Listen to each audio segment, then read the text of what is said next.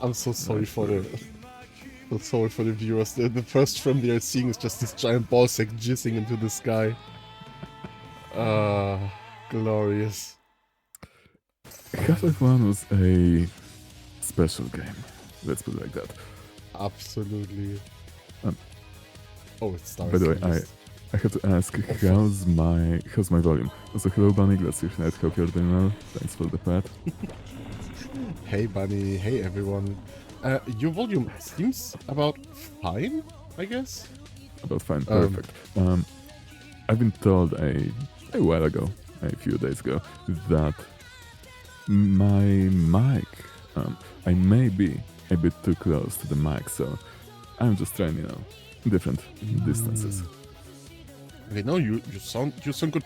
I don't mean this in a critiquing kind of way. I just objectively, you sound more bassy, if you know what I mean. So, Like so? your voice has more, you know. Yeah, I get it. Okay, let me just. The good stuff is playing a jukebox. I see. Oh yeah, I just when I Show Speed can have the rights for One Piece, I thought as an intermission I can just blast the old Kamen Rider Heisei era openings while I configure stuff. So please enjoy this weird camera angle from Half-Life where we're getting killed by a ball sack and Kamen Riders running in the background. Okay, let me just do the Twittery-do stuff and then... Yeah, let's just say, let's be perfectly honest, it's a product of its time, this game. It truly is a product of its time. But then again, it's a classic. It's an absolute classic, and for a good reason.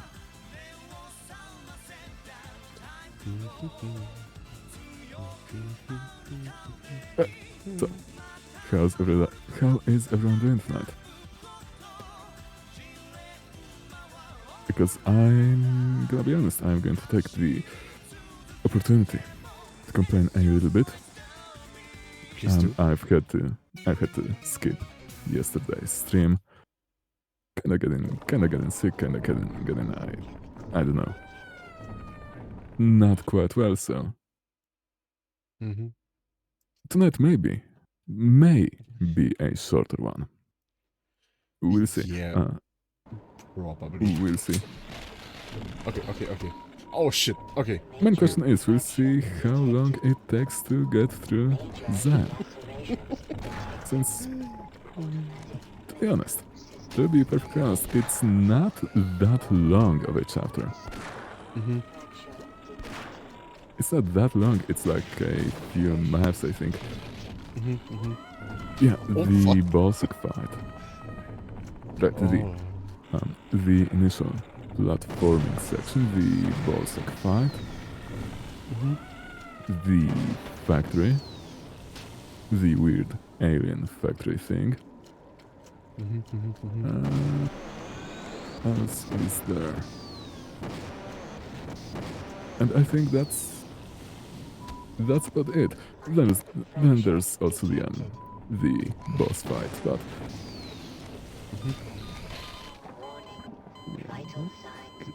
Okay, so do we have just to flee from the monster? no, we have to shoot at it until it Dies, okay. not dies, but runs away. Okay. So, I take the opportunity to say, hello everyone. I'm your local Oni bartender, Frank Yakamatsu, today in a bit shorter and scuffed stream with my good fella, bro, and retro game enjoyer.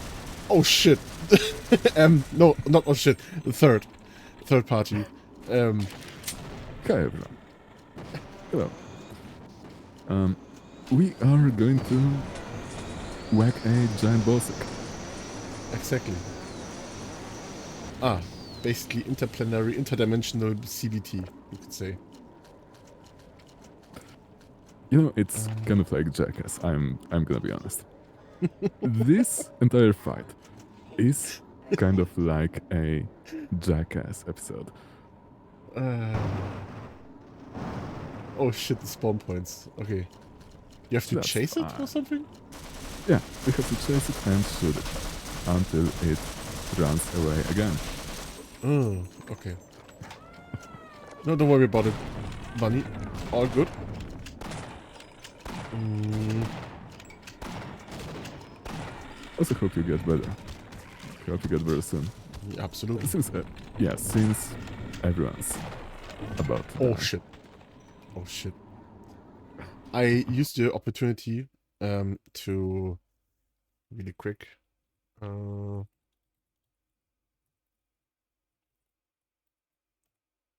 Give me a moment, give me just to a shout you second, out let me see. because I mean Thank you. everyone who still hasn't followed Third, please do. Third is Thank you. one of the most amazing voices we have in this VTuber community, and we have yeah, also he's funny and intelligent, and he's also no homo, but he's kind of cute as well sometimes, and you know, overall just a really good bro. Chat, And quick question. How do I exactly respond to compliments? kinda very cute. Yeah, see, very cute. See. I mean, yeah, speaking of the whole voice thing, I'm gonna be honest. I'm not the only one here in this stream with a good voice, so take that. Damn, that's. I try to take it as a compliment. I try to take a compliment, but still a lot It of is work. a compliment. Still a lot of work is to do. Oh shit! You chipped yourself.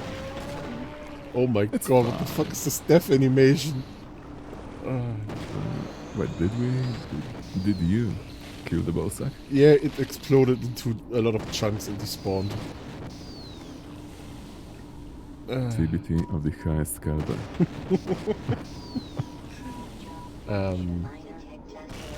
That was oh teleportation. And that might be the shortest one, the shortest stream of this Friday night once. Also Friday night. I just love the server name. How did you just fall? What the fuck? You just spawned that way? I got blasted away. Oh, okay, makes I just sense. got sent away for whatever reason. Oh shit. Oh, that was Let me special. see what exactly. Oh no. Shit. Yes, so I'm gonna be honest. I completely, totally forgot about this map, about this level. But as I was riding the Stingray thing, I saw the level change. The level change trigger. It's do we have to go up somehow or as somewhere? soon as I get out of the meat hole. Yeah, mind the meat holes. You can fall into them and you will get digested. Yummy, tasty meat holes. Yeah, So I do have we no have idea. to jump on the backs of the stingrays or something? I think so. I think so. And Okay, if I'm seeing that. Okay, be careful. Be very careful when you get into the meat holes.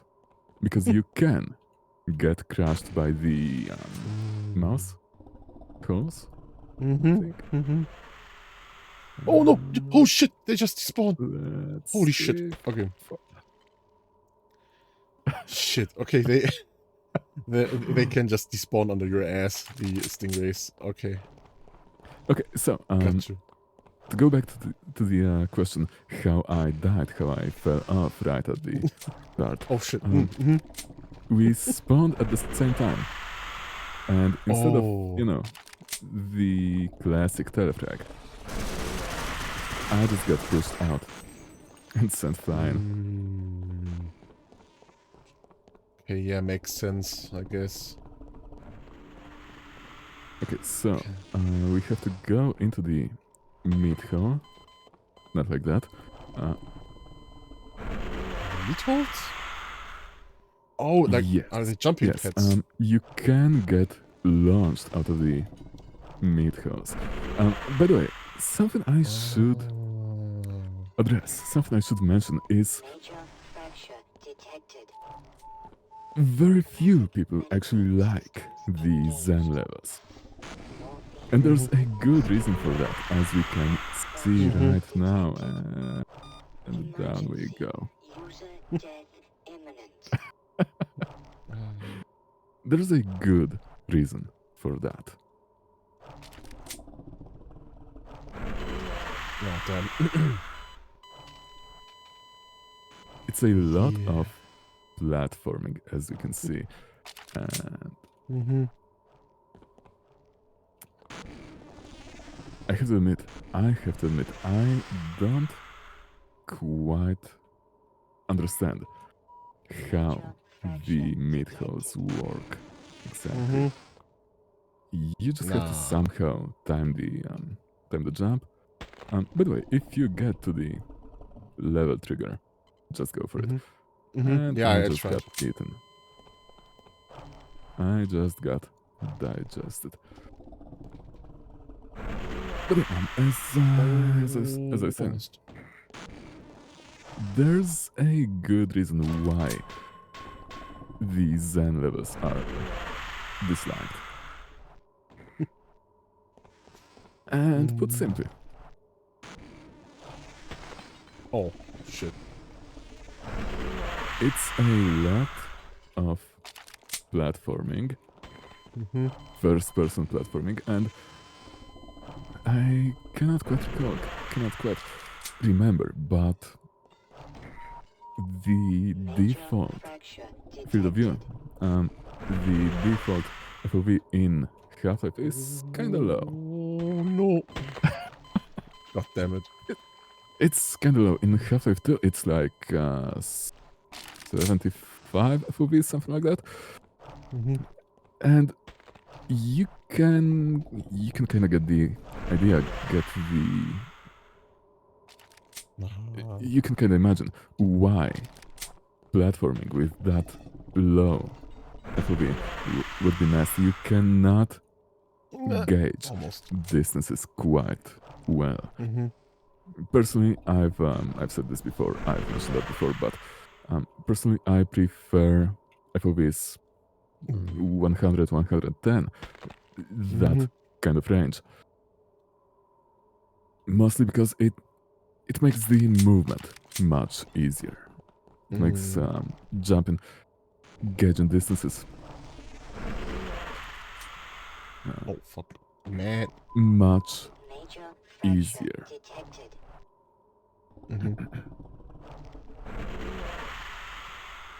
Here in Sven, here in Sven, I cannot quite remember my settings, but I think I have the FOV set to, in fact, give me just a moment.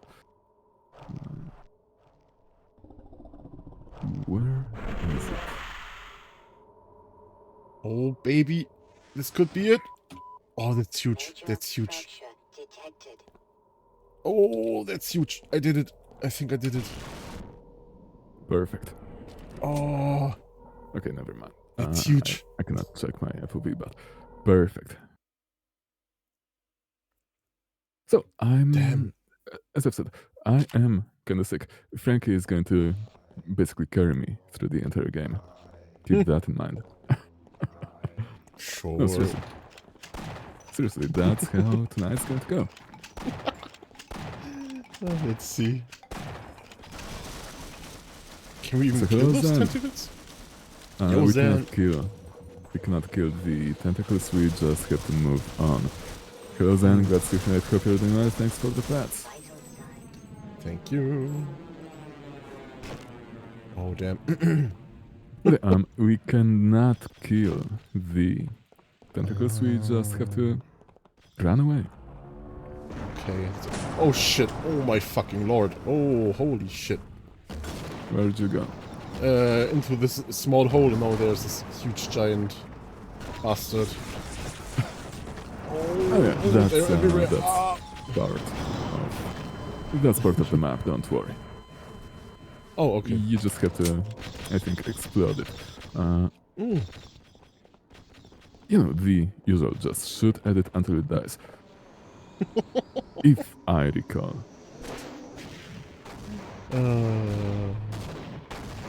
There we go. Easy. Oni gaming. Ah, Jesus Christ. Okay. Nice. See, most problems, most scientific problems can be resolved simply by shooting it until it dies. That's just some good as you are. 5%. Let's see, you're good on health, that's fine. How about you? Oh, should I heal you up Oh, real good. quick? Yeah, oh, good. Oh, good. Ah. Oh, Oh. fine. Okay. And usually what I do in this Oh shit. in this map is, well, I try not to die. That's the first thing. I try not to softlock myself, which I just did. But usually what I do in this map, in this Oh fuck. scenario with Mhm. all the tentacles is just run. Just keep moving. Don't mind the local flora. It's fine. I was about to say no, I wanted to say I kind of feared that you say stuff like you just start to enjoy it instead of just run. Yeah, just enjoy it. I think that's what Bunny would say. Golden through and Listen, died mysteriously. Okay. Yeah, I fell down into Mysteriously. the black hole. Hmm. Happens. Oh It's fine. shit. Yeah, same. Okay. It's fine. But you do kind of get used to it. You do have to get used to it. It's like Stalker. Actually, there is this image. There is this meme, I suppose you could say, about different branches of the United States Army, armed Oh, forces, I should say. you mean like the one with I like how it sucked. No, or was Yeah. it like it sucks? Yeah, I like yeah, how yeah. it sucked. I wish it would suck more. Exactly. Mhm. Exactly. Call of Duties and the likes are it sucks. Half-Life is I like the way it sucks. Stalker is I wish it would suck more. And who's the Air Force? Hmm? And who would be the Air Force? I cannot actually remember the Air Force's caption. I think it was something like, "Oh damn, it sucks to be there" or something because they're yeah, in the sucks to be planes. down there, something Exactly. like Mhm, that. Right. That would be any RTS. Yeah, makes sense. See, I've been watching the 1 HP StarCraft 1 playthrough, and might actually play it on stream someday, whenever. But for starters, it's ridiculous. It's crazy. And it's exactly that. Sucks to be down there. So it's a run where every unit has just 1 HP, or Yeah. how should I? Every unit, every building, Oh man, that has to be Everything. That has to suck. everything has Ooh. 1 HP. But, and that's something I have to admit I love. The campaigns are modified to make them, playable. What I mean by that is hero units. Hero units usually in a normal playthrough cannot die, have to stay alive. Mm-hmm. In the 1 HP campaign, they respawn after a while. That's one thing. The Yo, other thank you thing for the is CPs. Thank you, Crispian. good call. Crispian. Good call. Good call. Also, hello, Crispian. Glad to hear that. Hope you're doing well. Okay. But yeah, CP time. hold on. Here. There we go. But as I was saying, yeah, heroes, unique units, critical units, respawn. Because let's be honest, keeping them alive at 1 HP would be a nightmare. I mean, you could just tuck them away somewhere, but there's always a risk. The Zerg Queens, they have this kind of nasty ability, the Spawn Broodlings ability. Basically an insta-kill for any biological unit. Okay. So, units like Raynor, units like Kerrigan, units like Phoenix, Oh my god. in both of his forms. Those would be impossible to keep alive. Those can be impossible to keep alive, and Ow, in ow, ow, fact, shit. in one of these Zerg missions where you have to kill Phoenix in the Brood War campaign, the best way to do so is to just spawn Broodlings. Then he explodes, and that's it. Easy. But as I said, in the 1 HP campaign, the critical units respawn like that mission. Me neither, to be honest. Also, greetings and salutations to you too, Mr. Crispian C. I hope you're doing well. I have to admit, your greeting kind of reminded me of a really controversial Warhammer YouTuber. Who loves to say this. Oh shit. Fell or something. No, it was Arc Warhammer. Yeah, Arch Warhammer. Yeah. Oh shit. Have we found another spawn point or something? What? I spawned in a completely different. Yeah. Huh, That's okay. the progress thing. But just to wrap up what I was saying.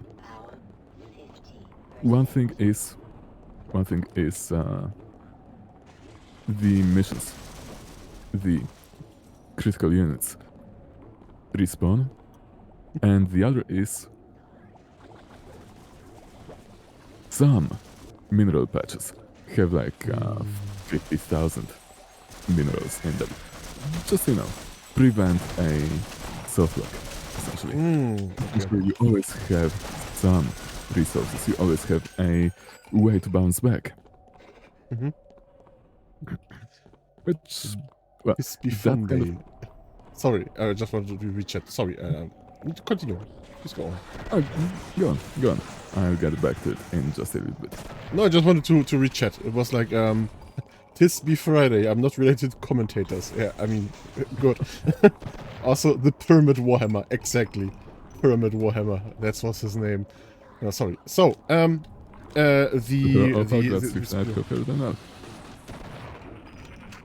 the speed one was like, so you can't be really soft locked in those speedrun maps or HP run maps, rather. Yeah, right? there is a chance. There's, if every unit has only 1 HP, right? There's a real chance you'll get into there's a chance for some maps to be straight up impossible. Oh, really? Yeah, you basically cannot have enough force. You cannot create enough force to get through a map. You're going to run out of cash. You're going to run out of firepower, essentially. Oh, okay. And considering that StarCraft 1 is it's kind of weird mechanically. It's kind of weird. It's kind of janky. And the main problem, I suppose, the main This looks kinda issue dangerous. is units. Well, it's all about reaction time. You know, Mm-hmm. it's all about reaction time, and some units, siege tanks, the turreted units, I suppose. Mhm. Chances are, Oh fuck.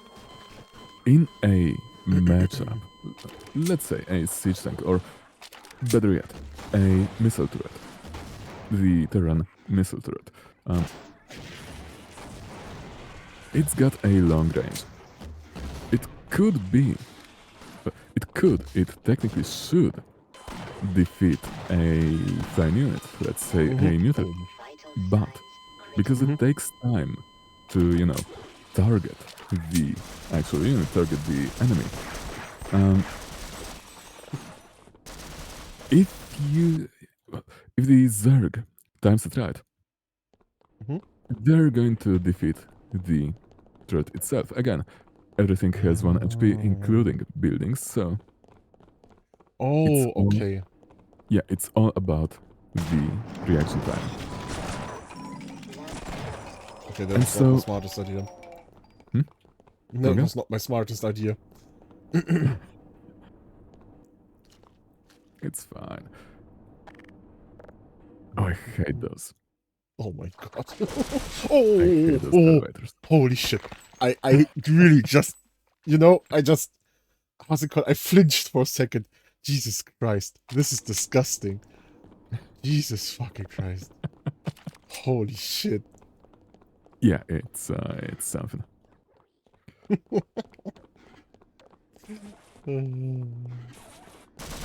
See, part of me likes, part of me loves Zen. It's a cool location. It's a. Well, I'm a sucker for these kind of biomechanical places, realms, and whatnot. Wait a second. Come here. Yeah. But also, Oh no. Oh shit. All for but nothing. also, Zen is odd. Let's just say it like that. Mhm. It just looks weird. It's Mhm. it's supposed to be my kind of weird, but doesn't quite land. But to get back to the topic, to get back to the whole 1 HP StarCraft thing, I promise I am going to finish it shortly. No, don't worry about it. I like to get into this kind of tangents. That's fine. See, that's what I was talking about when I said Half-Life's platforming is kind of awkward. Mm-hmm. But Please don't kill me. Oh man. attention. Fuck. Also, thank you, Crispian, for the headpads for Wanwan. I'm pretty sure Wanwan appreciates that. oh yeah, by the way, I think the flying aliens here respawn indefinitely, so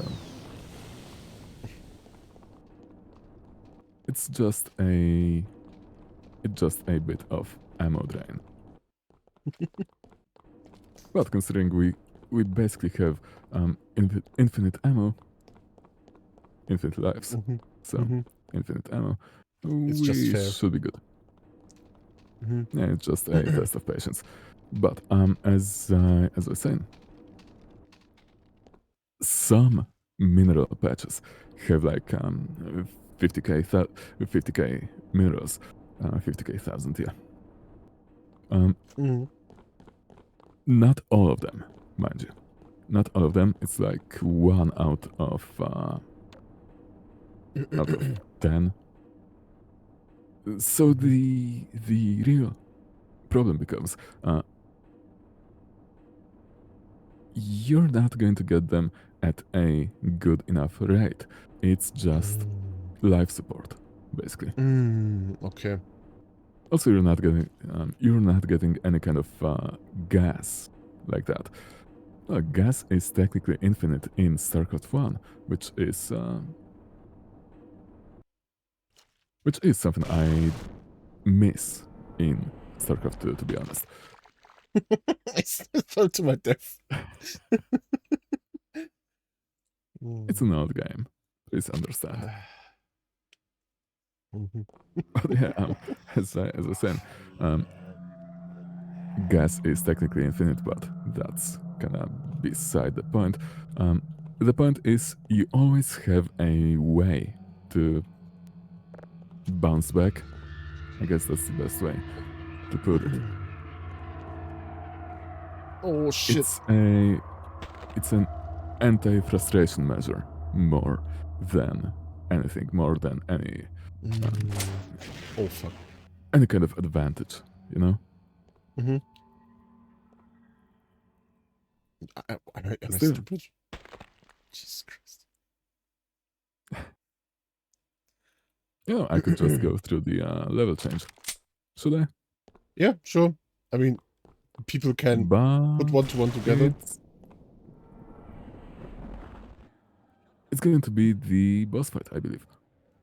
Oh shit. I mean, we can still a little bit Zatsu if you're feeling good enough.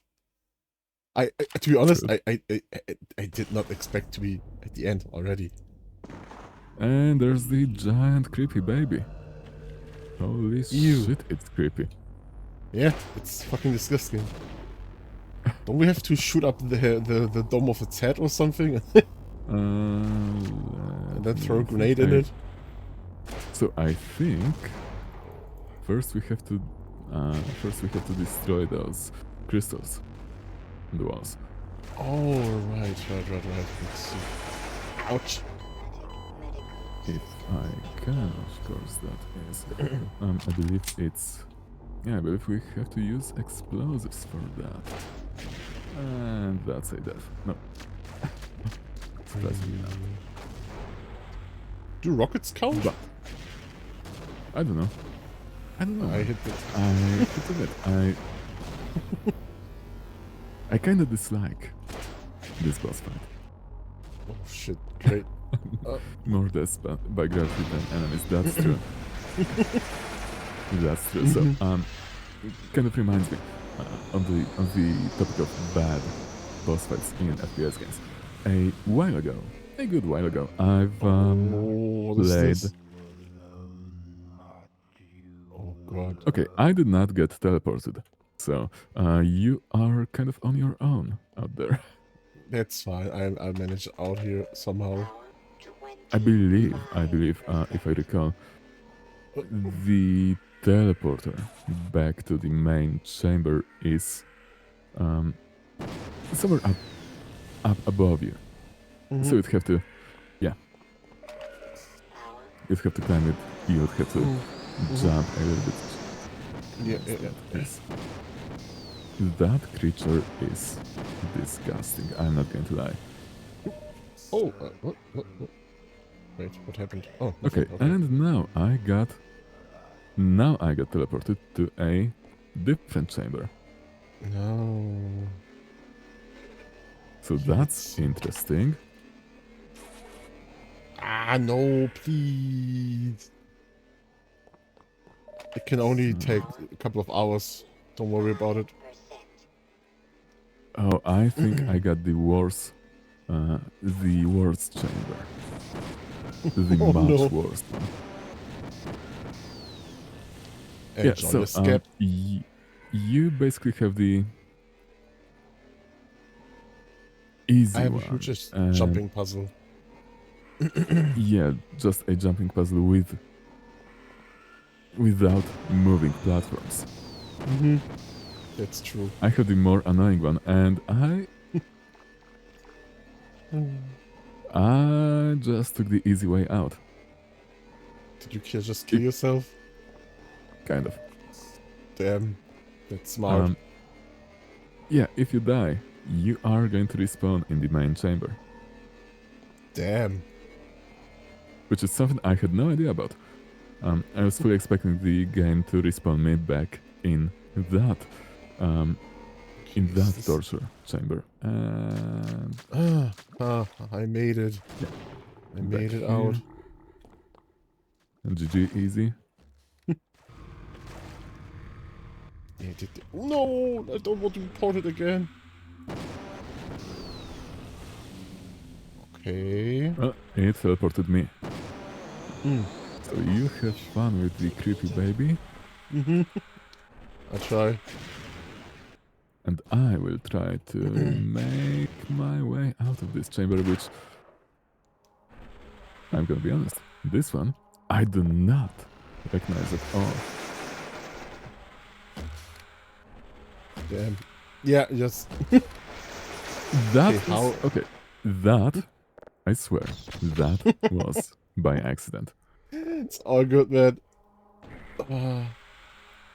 You have to infuse Mark energy. Rocket jump. Oh, okay. Well, Good old Team Fortress. do you have any weapon that could basically damage the crystals? Let's see. I have no idea. I'm gonna be honest, I have absolutely no idea. I tried to laser it a little bit, but I'm totally out of lasers. Just shoot at it until it dies. I'm shooting the crossbow at it. Well, we are about to find out. They're small, disgusting small babies.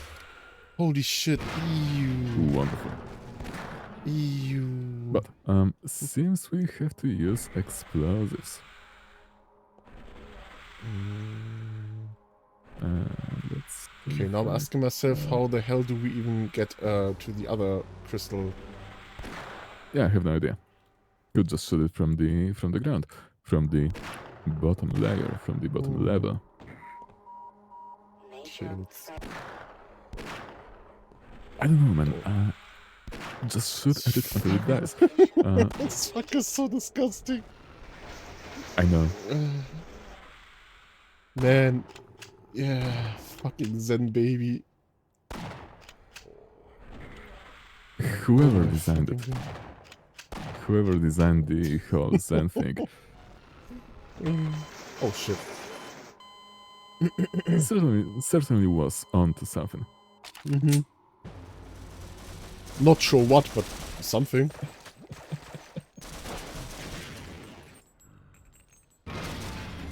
Okay, Here we now, go.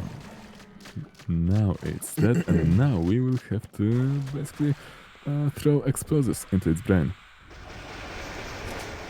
Well, the head is still not open. Just shoot at it until it opens its head. I guess. Good idea. I don't know. Oh fuck. I don't know, Ew. man. I had a close-up of its fucking face. Jesus Christ. oh, Yeah, you, something. you. Oh no, I was... Some of us are getting teleported? Are you Yeah, me. teleported? Okay. That is correct, and let me just... Its head is open. We did it. Okay. There we go. And I will be with you shortly. And there we go. And now let's see. I'm going to need a rocket launcher. And where the hell is...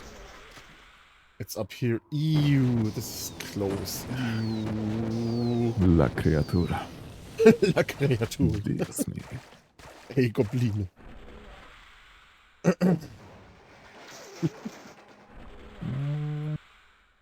Close. Yeah, oh shit. But yeah, we basically have to we basically have to jump and fire anything that explodes into its brain. El duende. El duende la criatura. Dios You mío. could, you could probably make a soup in that. Yeah, no, thank you, Spunny. You can, but do you want to? Should you make soup in that? The forbidden ramen. How did you just get up there? With this one jump pad. Oh shit. Oh. Okay, there we go.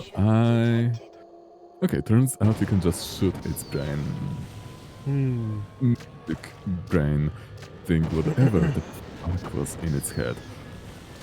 Because I have no idea what was in its head, and quite frankly, I don't really want to know.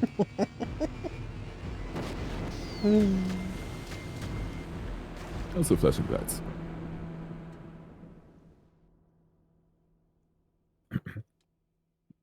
And yeah, that's about it. That's about it. I mean, there's still some cutscene stuff. Yeah, but it's just I'm talking with this guy. In the flesh, or rather, in the hazard suit, I took the liberty of relieving. I mean, we you of could still weapons. make the Most final of choice. them were government property. Since, As for you the know, suit, he I offers earned us it. a choice at the end. World then is in The our choice, of control. course, being For the time being, whether you thanks to you, whether you a accept his nasty piece of work you managed offer over there. and I am leave, impressed. or refuse and meet the survivors of your personal Why I Holocaust. Oh As he jeez. puts it. your services to my I think I got the line right. It's been a while. and they have authorized me I wish I could hear him, but he's so far away because we are just bugging into each other. Yeah, we are kind of stuck. G-Man stuck. G-Man stuck. You've proved yourself a decisive man, so I don't expect you'll have any trouble deciding what to do. If you're interested, just No, step into the portal and this I'll is- take that as a yes. Otherwise, well, I can offer you a battle you have no chance of winning. Do not the G-Man. I don't think, I don't think he even has anything. Time to choose. Okay, but how do we choose? Like, there's just a portal. Choose. So, will you choose, Mr. Frankie? I mean, there's Okay. an exit and a portal. Looks like we won't Oh, no. be working together. Oh well. No regrets. You should have chosen wisely. Well.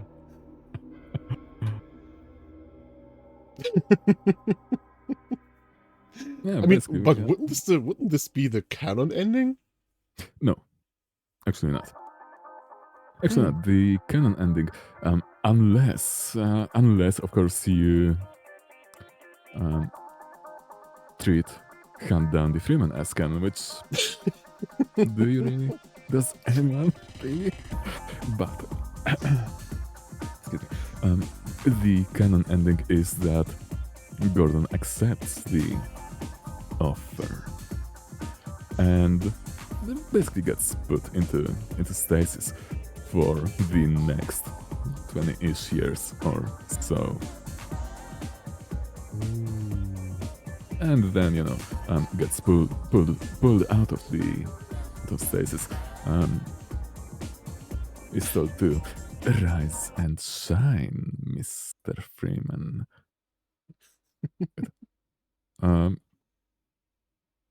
Okay. Quick question. Where did you respawn? In the Not in the toilet. And in front of a mirror.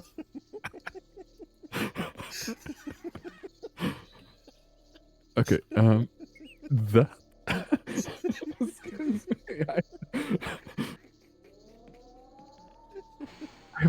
I have no idea what's going on right now. Okay, Same. it was the right on the list. I see. Half-Life chapters. Okay, Oh that's shit, the that's cool. yeah, that's the level selector, basically. Okay. That's the quite interesting level select chamber. Root shift chapters. Okay. Should we? Well, we can discuss this maybe, but Blue Shift Blue campaign Shift is not installed. That's fine. More, That's fine some other day. man. But yeah, We that hunger. was What quite the fuck? that was quite the interesting way to Yeah. bring us back. Okay, so but now I want to know what random destination portals. Okay. Yeah, I have no idea what those are. I mean, we could Yeah, we go could down just into the darkness. move around a There's- little bit. Hmm. Might as well. Might as well. There's this one. There's a lower one. You know, I'm as confused as you are. And there's... Oops. Okay.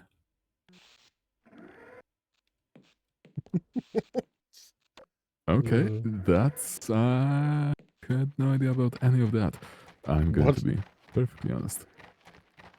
Okay, but not gonna lie, that's kinda cool. What the fuck? It is. It is. Ah. I see. Is this a training camp or something? No idea. I just pressed a random button. Let's see. So hello Ace, glad to see you tonight. Hope you're doing well. Hey Ace. How you Yeah, we doing? just kinda... What the fuck? Listen, it's science. We are sciencing. Mm-hmm. Yeah, I have This no idea. Area 51. Man, okay, but that was quite something.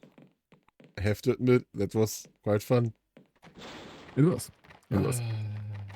Half-Life 1 is I would say classic. Mhm. Okay, so the a next classic question and is... It's a classic end?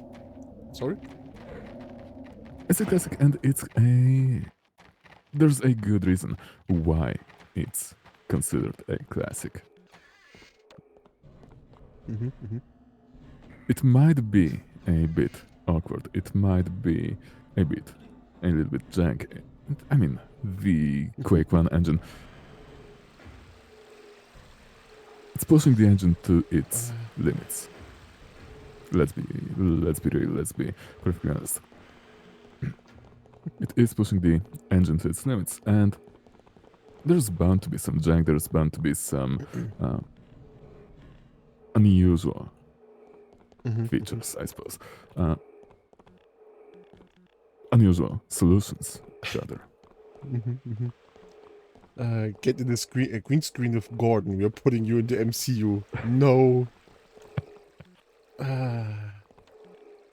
Could you imagine? Man. I barely want to imagine a Half-Life movie, to be honest. It's... Half-Life don't know. Timeline, random chapter portal. Should we? I mean, doesn't hurt.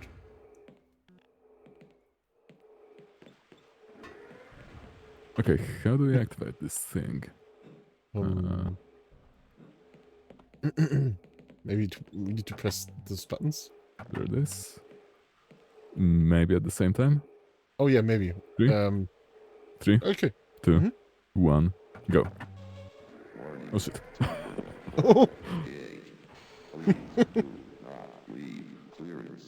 Beam me up.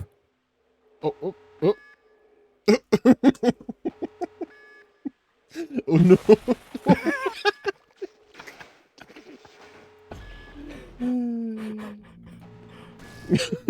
It's now skeleton time. Yeah, exactly. Uh, that worked out I great. Yeah, I think we fucked something up. I love those mods, not gonna lie. See, this is why you do not let apes handle scientific equipment. Okay, it's really just it's basically just a Gordon Freeman cutting machine. Oh shit, this looks good now. Let's go. Let's see, where is it going to take us? CO5A1, that's the blast bit. Best. Okay. Survival mode is starting? Okay, Oh. survival, don't mind that. That's basically to go survival. There we go. Survival mode is every player has limited lives, so don't mind that. Oh, sorry. Oh, good. Oh, good. But since that's just a random level selector, that's fine. Yeah. Wait, get out. Yeah. Get out. Yeah. Get out. I'm going to survive that. Watch me. I did not survive that. Well. This is so stupid, man. Okay, Listen. but yeah. It's science. It's science. You have to try. I mean, yeah, of course. Also, about the next Friday game, I have no idea what we should play. I know that we were talking about maybe some community Hexen. invite stuff. Or Hexen, yeah, exactly. When we play Hexen, we have to figure out the specifics, how to play with different people and server stuff. I would suggest Audomax. That's a Doom source port. Okay. One optimized for multiplayer. And oh no, not the jank again. let's go. It's so Let me go. Listen, let's see how far can we launch ourselves with this thing. Alright.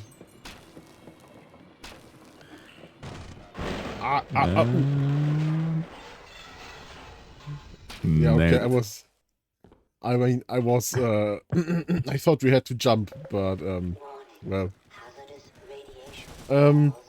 that worked out. Medical attention. It's science. It's scientific. No, but about Hexen, like, I have to see how I can handle the motion sickness stuff, basically, first. So I will test out something in private first.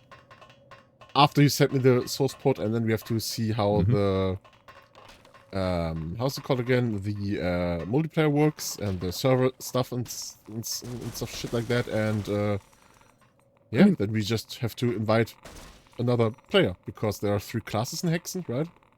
Yeah. The fighter, the wizard, the mage, whatever, and the healer, the cleric, I believe.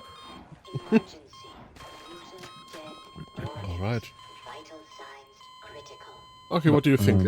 Do you have it in you for some Zatsu and still some talking, or do you want to? Because even you like. Sure. To be honest, I'm like I planned about maximum 2 hours or something, and I wasn't prepared that the game is over that quick. To be honest. Yeah, So, I mean, we could go on for like an hour-ish or so.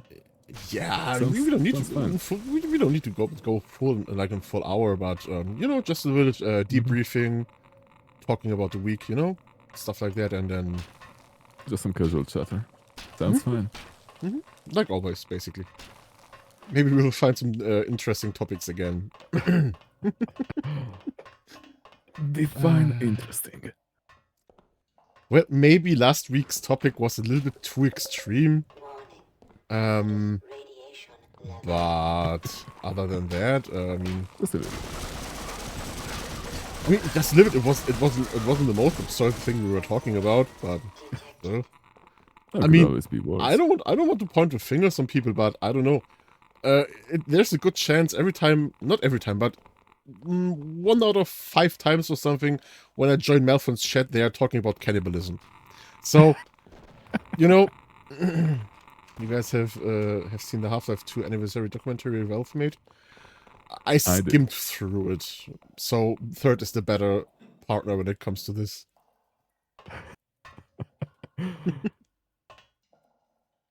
Listen, speaking of cannibalism, actually, it's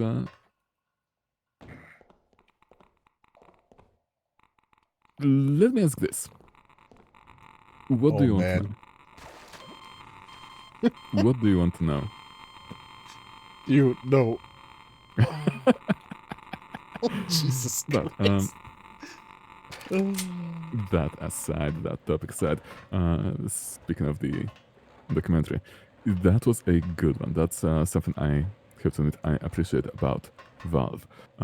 This kind of documentaries, this kind of looks behind the scenes, really. Radiation I would one second. I would just leave the server and go into Zatsu mode. Of course, All right. of course. In fact, let me quit the game as well. Welcome into Zatsu mode. I haven't changed a thing. No, I just turn on the Kamen Rider music so Toi can strike us down, or rather me. See, from what I've noticed, the copyright detection, the music detection is, I wouldn't say lenient, but it's surprisingly accepting. In that at most you are just going to get muted. A while ago, I've done some streams. I've had Creedence Clearwater Revival, by the way, an excellent band playing in the background. I have to admit, I was concerned. It's going to get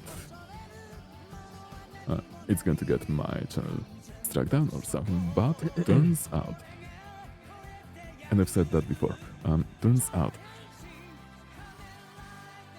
most that happened on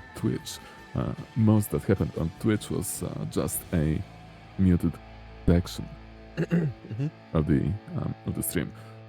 Most that happened on YouTube was it was partially blocked in some countries.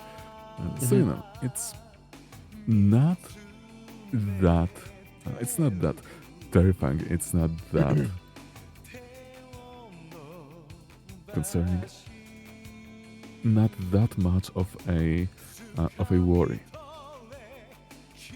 And again, I was surprised about this myself.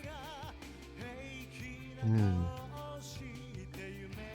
you know, thinking about it, thinking about some art streams I've seen, since it's kind of common for art streamers to play really any kind of music in the background, you know, request queues and whatnot. It's common. It's I've heard it happen a lot. Some you'd think copyrighted music goes just fine.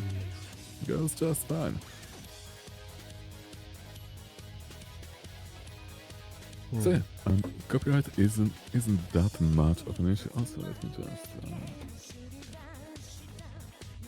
just grab a certain link since we were on the topic of Automax. Let me send it to you, and might as well, since I have to admit I like talking about Doom. I like talking about Doom Source Sports. If anyone's curious, there's the link to the Source Sport itself. And well, you can play things like Freedom on that. Freedom being the...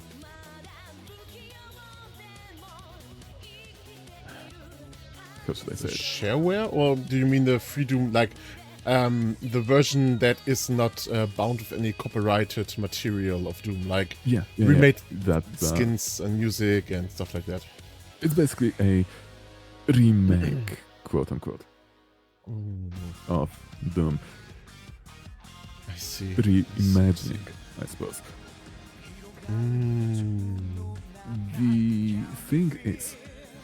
The thing about Doom is the only copyrighted file in the Doom game, in Doom 1, in Doom 2, is the WAD file. Doom.wad, Doom 2.wad, TNT.wad, so on and so forth.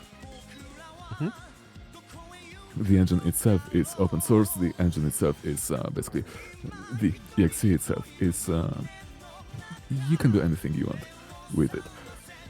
So I hear it. I think it's like since 1999 or something. I'm not sure. 99. Yeah, 99 sounds about right. Or 2000, I'm not sure. Yeah, John Carmichael's a huge supporter, a huge proponent of the open source idea. He always insisted on open sourcing all of its engines. I mean, it makes sense, right? Yeah. I mean, it's as you can see, it's a great thing when it comes to longevity of their games. Thank you for the big zippies. What do you think? Okay. What I'm drinking today is an apple-flavored energy drink. It's no name, because who has money for brand stuff at the beginning of the month? Not me. Also, I'm taking the opportunity to just shout out some people. First up, Corvus. Please follow Corvus. He's a good dude. He's awesome. Please follow him. He's a nice guy. He's awesome. He's streaming a lot. Like, when you are in the American time zone, you have and he's streaming long. Like, you have a lot of content with him. He's a funny guy. Also, he has an open mic, so you can basically join the voice chat when he's streaming most of the time and just chill with him and talk to him. Pretty nice guy. Pretty nice indeed. Sorry, I didn't mean to interrupt you, but we had a pause, and I was like, maybe I could just... before I forget it again. Oh, good, don't worry. I mean, you know that when I get rambling about Doom specifically, I know. Yeah, it's going to get out of hand. It's going to get out of hand fast. Yeah, but I'm not an asshole who's interrupting you like, third, you already talking about Doom again. Let me just stop you in your tracks real quick. No, just wait until there's a natural pause and then you can intercept real quick. And then we can rambling again. Let me just make something really clear. When I get talking about Doom, you can say anything you want. I'm just gonna keep talking about Doom. No matter what you say, no matter how you tell me to shut up about Doom, or the Citadel for that matter, I'm going to keep talking about Doom, or... I wanted to mention that... Ah, damn it. Citadel mentioned, by the way. That's another one. That's another one. But yeah, if I start talking about those two games, I'm just gonna keep talking. You can tell me to shut the fuck up in any way you want. I don't care. But as I was saying, making Doom open source, you can see just by the amount of Doom words, by the amount of Doom mods, the amount of source ports, it's done wonders for the game's Absolutely. longevity. Absolutely. Modding in general helps almost every game out. Absolutely. You know, thinking about it, Fallout New Vegas. Fallout New Vegas, one of my favorite games. It's not my favorite Fallout, that would be Fallout 1, but New Vegas is... It's jank. It's, technically speaking, from the programming, from the purely technical standpoint, it's garbage. Yeah, it's ass. Absolutely. It's absolute ass. I don't know what Obsidian smoked when they coded this shit, but... What? Okay, so let's go back to Morrowind. When... Yes. No, seriously, that's where the story starts. So Bethesda finds their new engine, the Gamebryo, and they find it so good. They don't want to change it too much. They don't want to find a new one. We have Morrowind, which is... It's stable, it's quite good. I mean, Morrowind wasn't that complicated, I would say. Wasn't that big. There wasn't But it that had much. but it had bugs. But it had bugs. Oh, definitely. Had a good few. But it was quite stable. This is what I'm trying to focus on. In fact, yeah, I believe Morrowind was ported to the...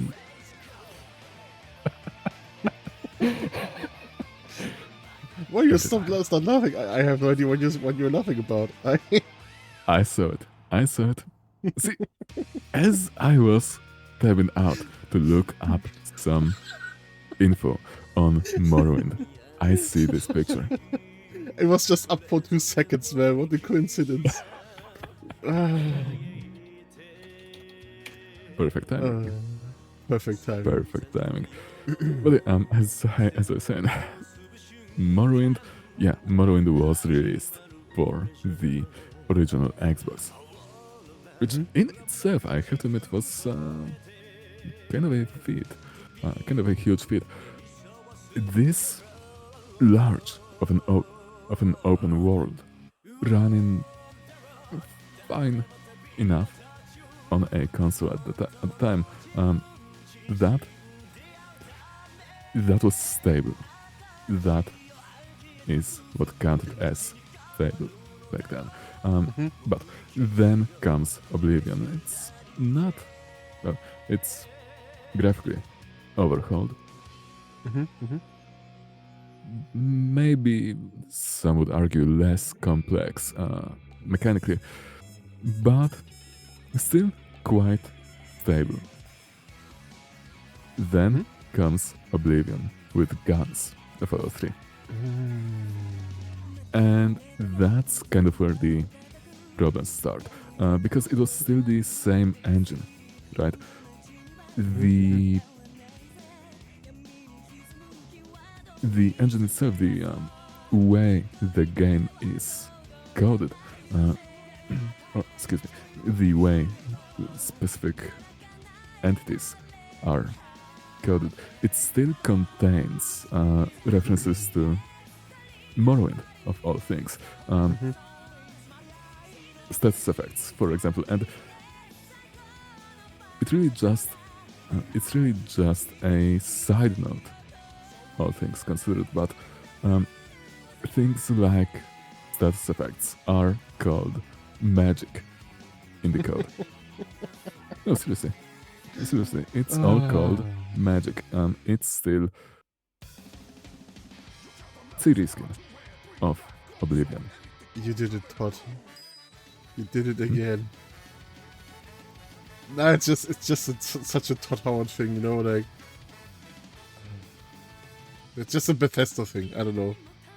It just works. It just works. And- yeah. You know, in the case of Fallout 3, it did work, but Fallout 3 was kind of limited because of, and just to be clear, this is mostly from what I could gather from what from what I've managed to figure out by looking at the game's inner workings, so to speak.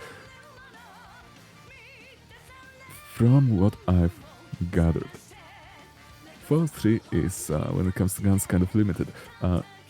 These are basically bows.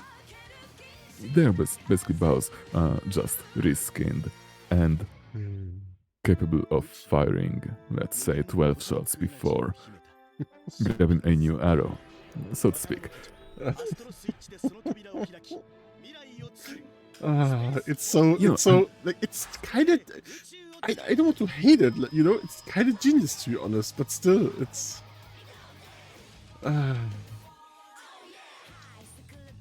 It's the simplest solution to this kind of problem, to this kind of reskin. But as I said, the way these guns were coded, the way these bows were coded, is fire a certain amount of shots, require an animation, and yeah, in Fallout 3 there was only one. Talking about the base game, there was only one tube magazine gun. By that I mean, loaded one round at a time. Instead of reloading loading a new full magazine, just one round at a time, and that was the Lincoln repeater, the Henry lever action. oh yeah. but the way that Fallout 3 handled it was just actually, I think it was the exact same animation as the BB gun. Might be the exact same animation as the BB gun. That's basically, open the tube magazine from the front and dump some amount of rounds into it, a handful of rounds into it. By the way, that's not how the rifle works. That's not how this magazine works. That's I could rant about that a lot. The guns in Bethesda's Fallouts. That's a separate topic. But I see. then comes New Vegas. Give me a moment. Of course.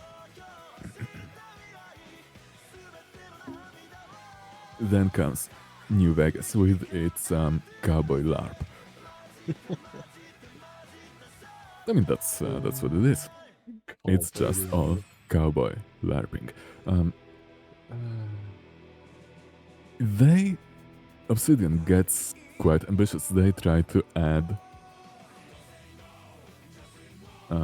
lever action tube magazine guns. They try to add the 357 Magnum revolver, the one with a loading gate, instead of a swing out cylinder. And that one point, that's extremely janky. These reloads. No, that's an understatement. The 357 is used in speedruns because, and that's that's bizarre. In New Vegas, just a refresher, you can use different kinds of ammunition, different loads, and you know, if you swap the types of ammunition, you have to reload the gun, and with the 357, if you pause, if you I believe open the Pip-Boy at the specific time, and you start walking forward, something like that, you go flying. You go flying real fast. Because the reload itself is this cobbled together. I think I remember what you're saying. Like, I think I've seen it. There's this Fallout speedrunner called Tomato Anus. And I think he showed off this tech. Side note. Speaking of Tomato Anus, he's doing speedruns on at GDQ, Awesome Games Done Quick, Summer Games Done Quick, and they have to Yes, just to censor his name to Tomato Angus, and the G is silent, right? Exactly. Go on. Sorry. No, I think I saw this tech you were describing at one of his stupid speedruns. That's all I wanted to say. Because he explained speedrun techs for several games. And he's doing the Fallout, and yeah, I think the Fallout games he's doing by himself, the explaining and the technique videos, and I think that was one of the techs he was showing off. With a lot of other stuff like reload teleporting and all this kind of stuff. It's quite interesting. Yeah, 3D Fallout games are interesting. Absolutely. Just one tangent about modding and Fallout. Go on. My younger brother, the one who's also into Stalker and all this stuff, he modded the shit out, not the shit out of Fallout 4, but he modded As Fallout. you should.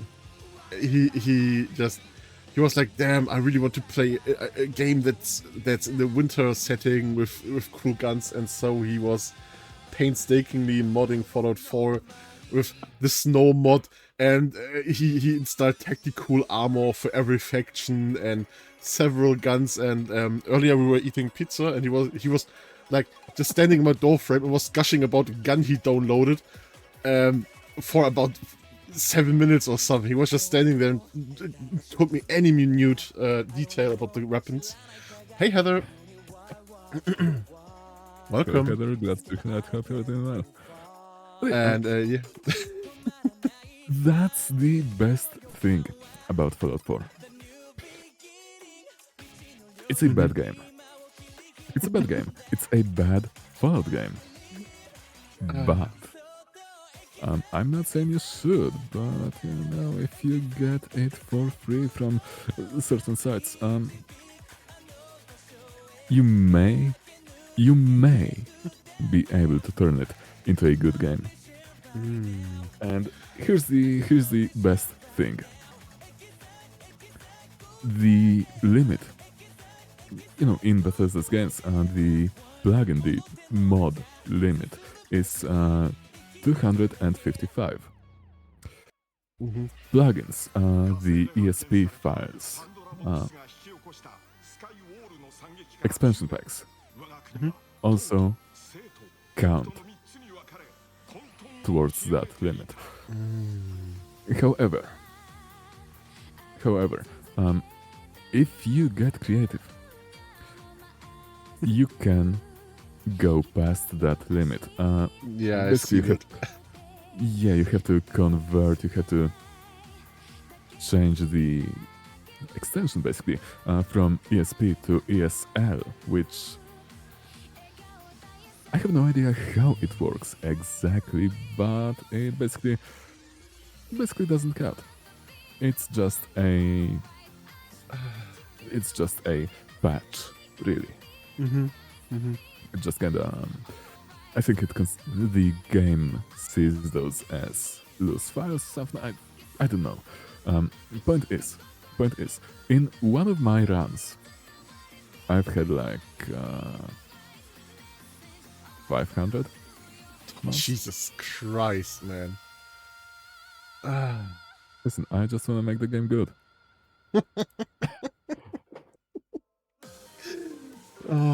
You know, sometimes third, I'm completely honest with you. There are times where I'm so curious what's on your hard drives. You know, when you're talking about, oh, you're just modding.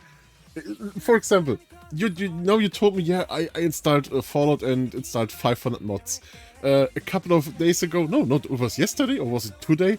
I was randomly talking about an old ass video game that was freeware on several gaming discs back then in Germany, and I was yapping about, man, this game is so, the newest version is so shit of this game, and then Icy Tower.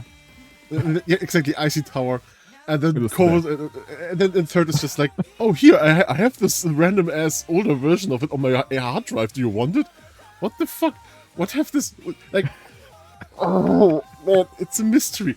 Or it's just, or the other day, when we were all, what game was it again? Where we were all gypped and splattered all the fucking time? Was it already Half-Life? Where you just random ass sent me the link to the Live League logo? Oh, I just have it in my downloads folder. What the fuck? I mean, listen, it's it is a mystery. It truly is a mystery. Let me just real quick change to the music again. Once upon a time, there was a mod to give Dogmeat a proper hat. Then it was playable for me. Let me just see. Let me just check. That man is hoarding for the inevitable apocalypse. Yeah, basically. Thick meat. Let's see. I'm pretty, There is. Have you seen it? Have you found it? I got something better. Something better. Okay, I click on it. Thick meat. What the fuck? Thick meat. No. Thick meat. Thick meat. I know, that's so disgusting. Oh no, poor dog meat. What the fuck?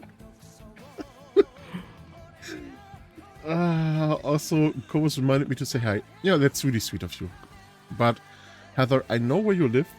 No, not really. Oh, that sounds so threatening. No, I don't mean it that way. Heather, I know where you're just residing, in which country, and you really should go to bed. You should sleep, girl. You need sleep. You're almost as bad as Bunny.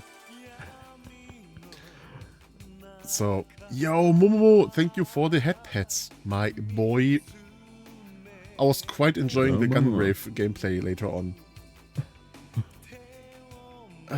Hello, Mama. Glad to see that. Hope you're doing well.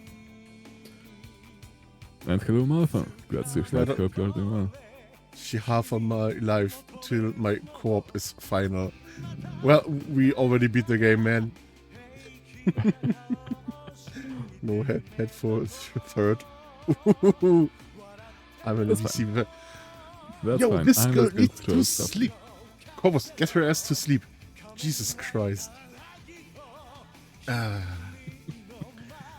Okay.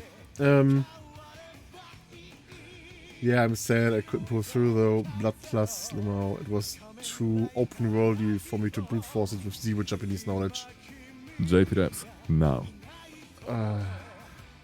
You know, there is this one YouTuber from back in the day when I was a young guy.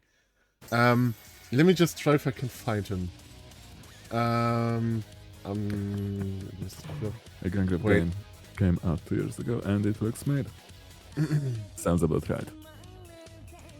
I mean, that's I hate to say it, but most anime licensed games are kinda mid. But if you are a fan of the franchise, it's a good game most of the time. That's my experience. I have went on many boring rants. I did apologize for the children when you met them. What? What? Oh yeah, no, I get what you mean. Why do you call them children, man? They're grown as people. Yeah, it doesn't look like a bad game. I mean, I'm pretty sure it's not bad, but it's maybe for people that are not into Gungrave, it might be mid.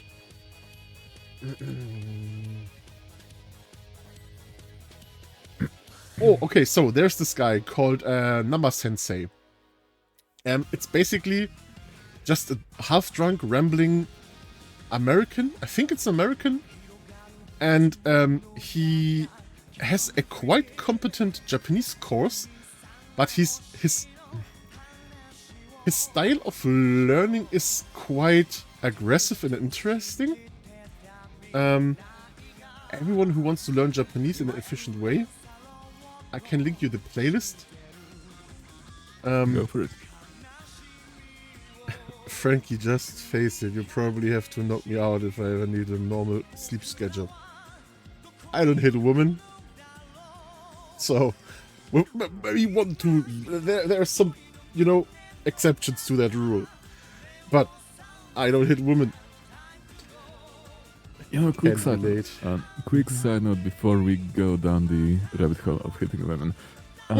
I clicked on the playlist, right? Yeah. I have my browser set up to not autoplay. Mm-hmm.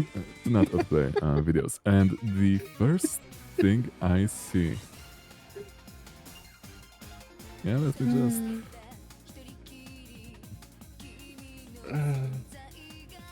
Yeah. That's how you know it's going to be good.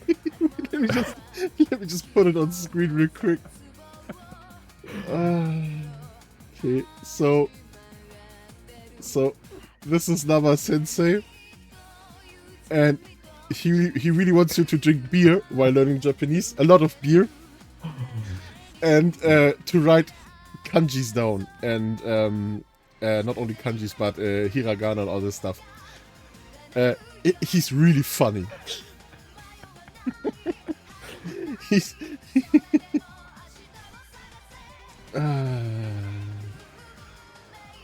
Bunba Numba. Yeah. I think it was actually called like Bamnamda or something on some social media platforms. But yeah. He's so fucking funny. That's a sign of quality.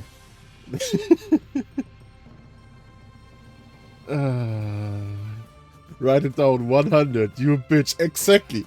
He's called you bitch all the fucking time. And he wants you to drink beer while learning Japanese. He's great.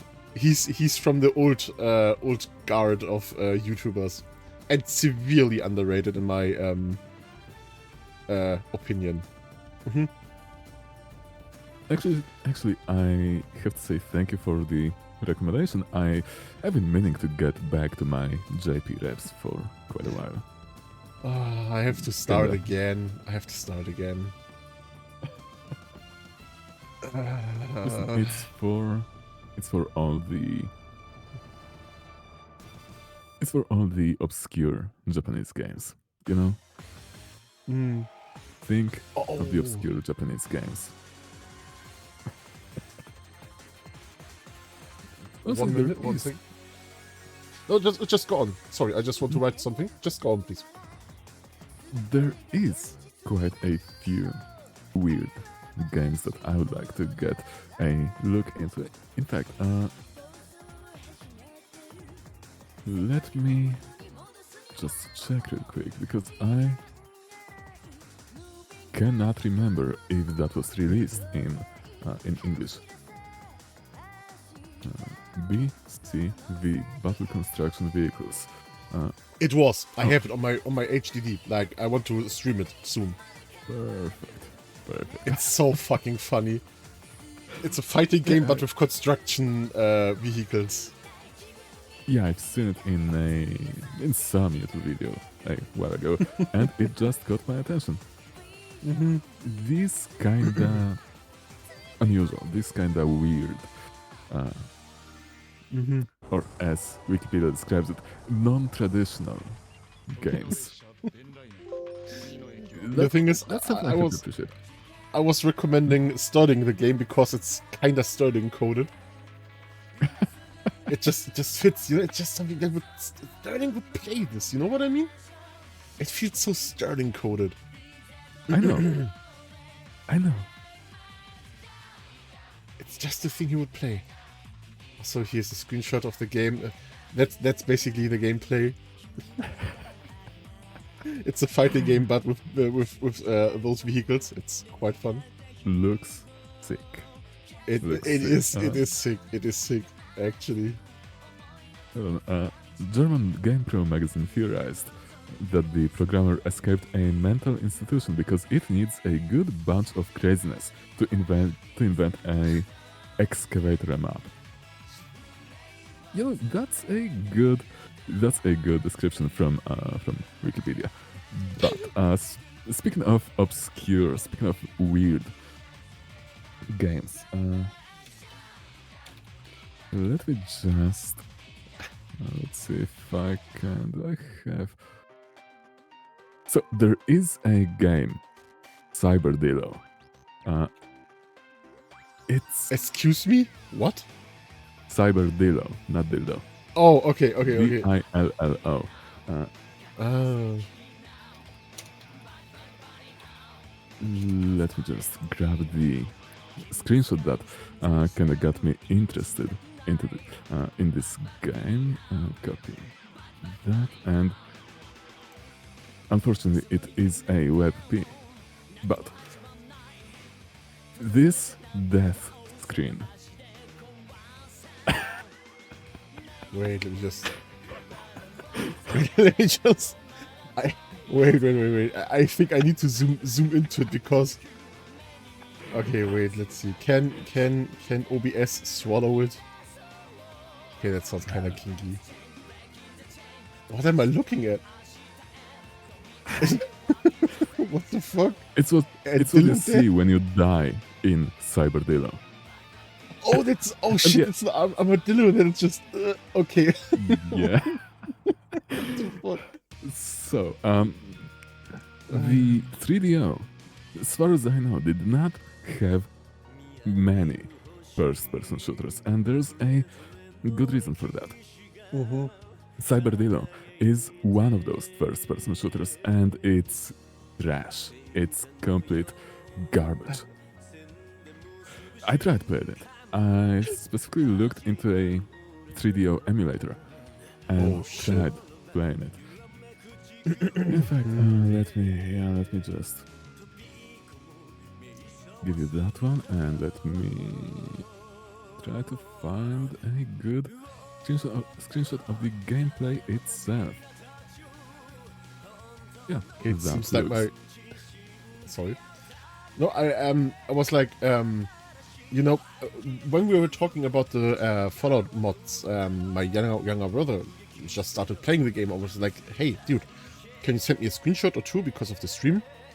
And it seems like he has a struggle with it because I always see, like, I think some mods crashed or something because I always see him name of brother here, plays Fallout 4 on Steam, like popping up all the time, like 5 or 6 times already. I think he fucked it up. I think he broke it.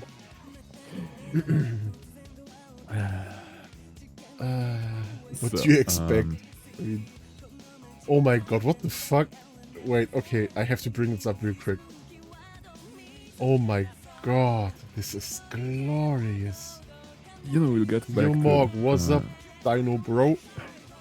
Hello, Morg, that's usually I hope you're doing well. We'll get back to Fallout 4 in just a moment. Let me find...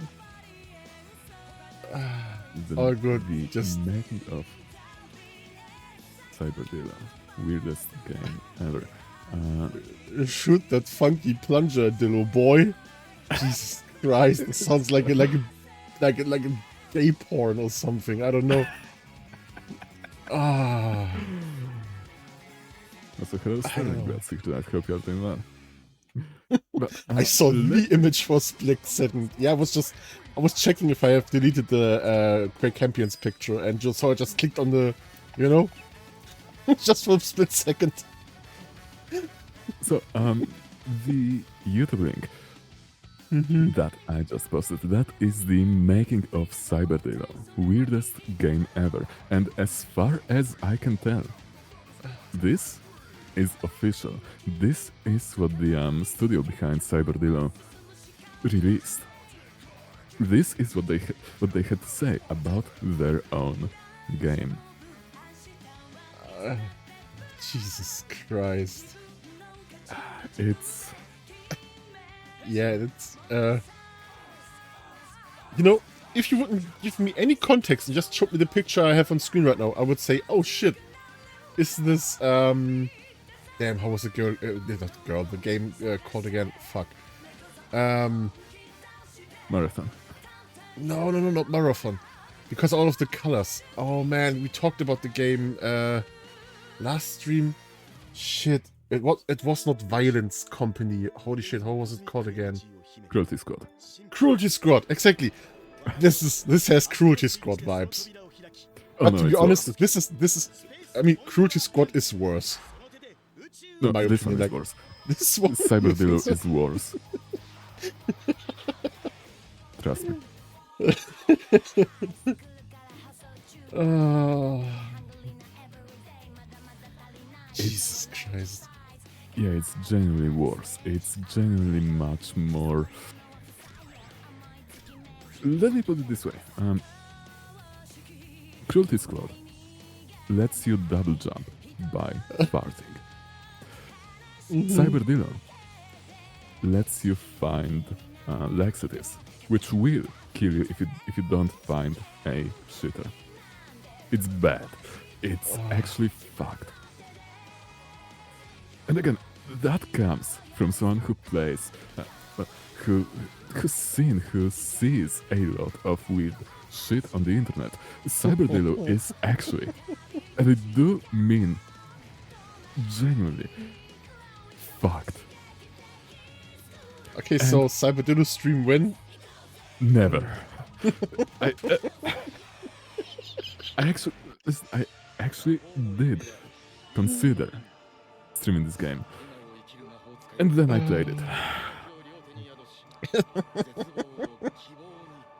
Never. Yes, you have to do it, Frankie. No.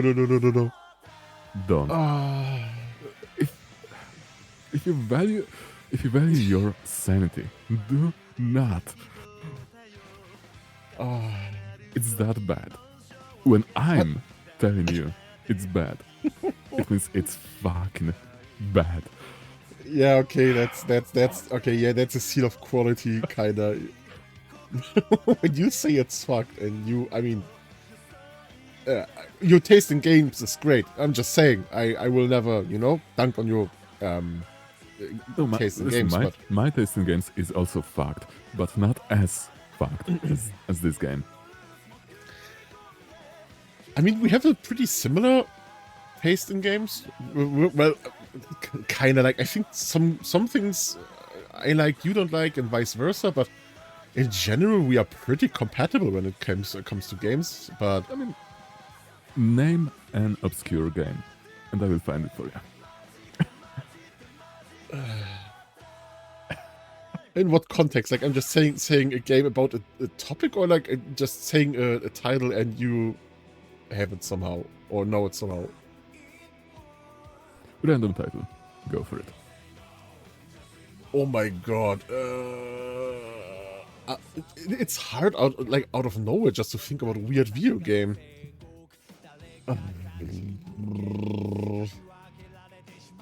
I mean, you know the Hugo titles, I guess. I mean, Hugo Which should ones be... I'm not sure if they're... Okay, so... I'm not sure in which general direction you are, but do you know the Hugo games? The Hugo? Like this... The little ugly... The little dude with huge ears. Exactly. Yeah. See? See? You know those.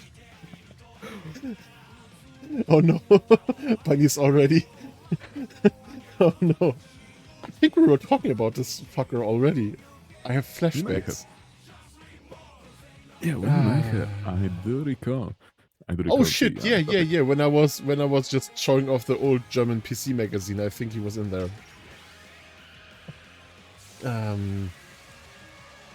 Okay, let me just bring something up real quick.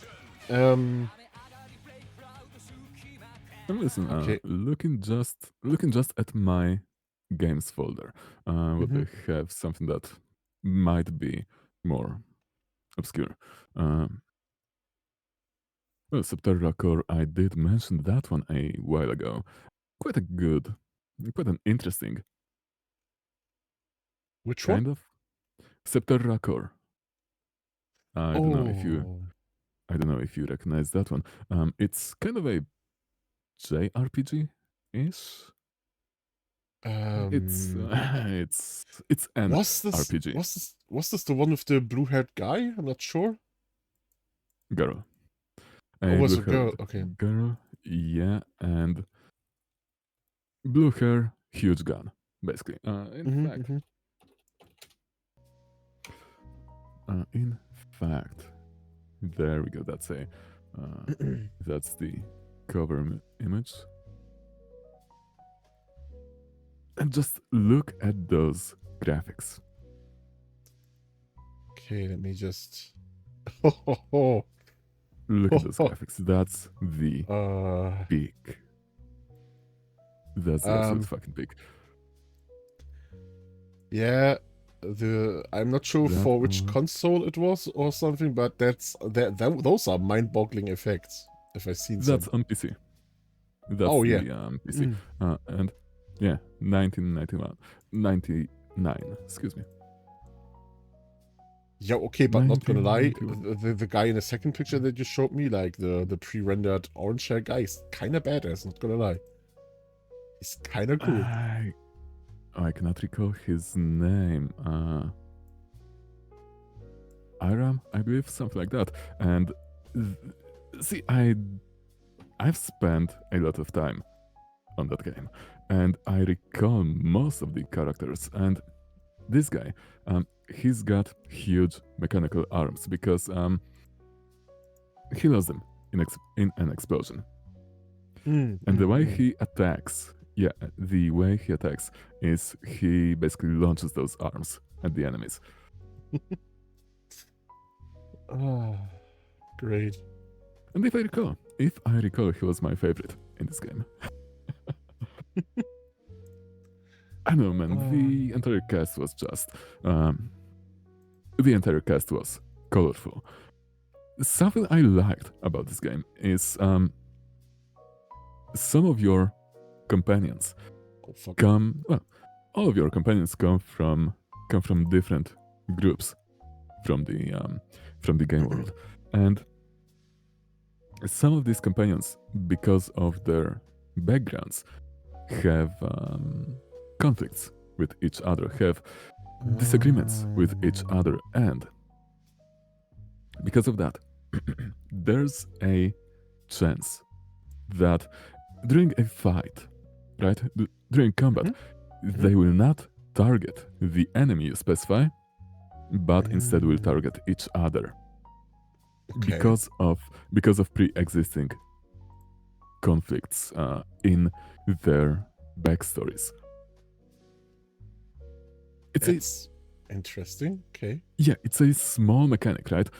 It's a small mechanic, this kind of friendly fire, but it just adds flavor. It adds some dynamic to the game, and I wish, because I'm gonna be honest, I cannot think of any other game like that that actually does this kind of infighting in your party. Closest, arguably, would be Mass Effect. Mass Effect as a franchise, Hmm? where if you recall, if you've played these games, you have to resolve conflicts between your companions. One of my favorites would be Mass Effect 2, Tali, however you want to pronounce her name, and the Legion. Oh. I'm gonna be honest. Legion is the best one. Legion is the best companion in Mass Yeah, Effect 2. I think there is another person in chat right now who is at the same opinion. Couldn't think who, but I'm pretty think sure I there's know. at least one. I think I know. You think so? Legion, my beloved. Yeah, there it is.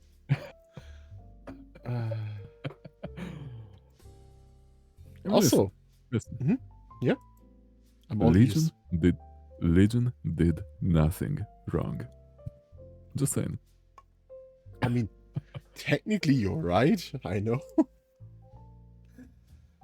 Also, we have hot in the press. We have brother updates. Oh boy. So he sent me some Yes. screenshots about how his game looks like and how he's geared in the game. Okay. This is- First off, very important, quick question. Yes. Does he have the anime girl mod? He does not. He does not have the anime girl mod. Not yet. Not yet.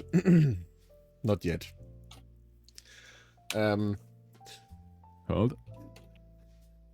Hold. That Yeah. mod I actually have on fucking speed dial. Anime Race Nanako-chan. Okay, wait. I sent it to him. First off, that's something I keep telling everyone. You open that tab and you scroll down to the section. Why did you make this mod? And that's the first thing you should read. Wait, where's this tab? Where can I find it? Under files? No, where is it? No, just scroll down in the description. Hmm. Scroll down under the under a video. Why did you make this mod? Should I Okay, read it? No, I mean, if you want to, I mean, I can read it as well. I can try at least. Want to? Give me a second. Please do.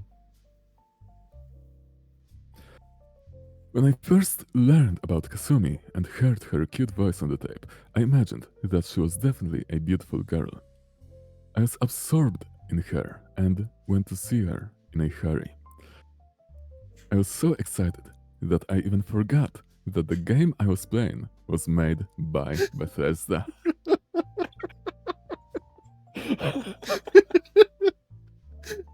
Okay. Please I go met on. Kasumi and I was devastated. At the same time, I realized that my ideal Kasumi could not exist in this world. I had to choose between quitting the game or creating my ideal Kasumi. I was utterly shocked. And I made up my mind to create my ideal Kasumi.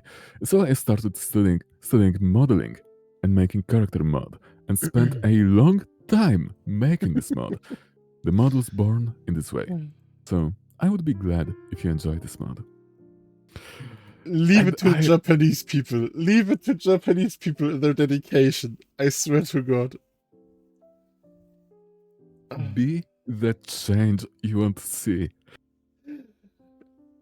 I love this mod, Amen, and brother. I love the guy who made this mod.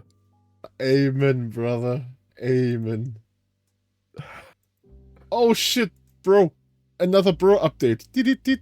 I've sent him the mod, and he was writing me, I'm 2 steps ahead of you. I already had this installed back then in an earlier installed version. Here it is. As you should. Yeah. Perfect. I knew my brother. Perfect. Such a fucking Exactly. Kuma, I swear to God. Let me see if I have any of mine stashed around anywhere. I probably don't have any Fallout 4 screenshots, but I do have a good view from my Tales of Two Wastelands run. Yeah, so Fallout New Vegas has a mod, a companion mod. If you could, You sure? Fallout New Vegas has a companion mod that adds. Oh shit! Hatsune Is this Miku?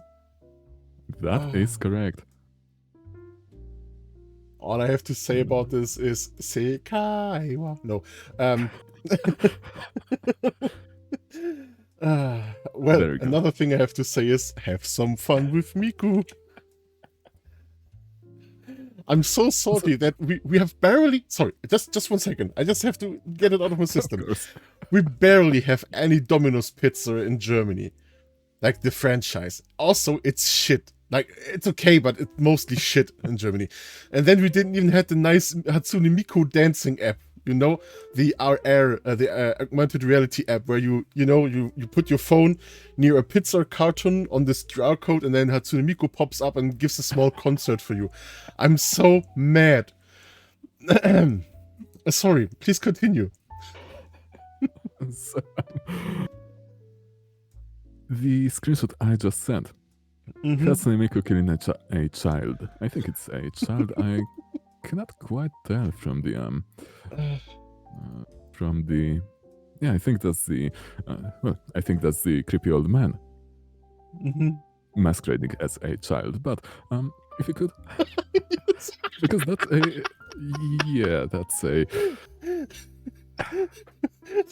Sorry. I put on screen real quick. Also, part 2 of this scene. Part 2 of this scene, where the child goes flying. Perfect.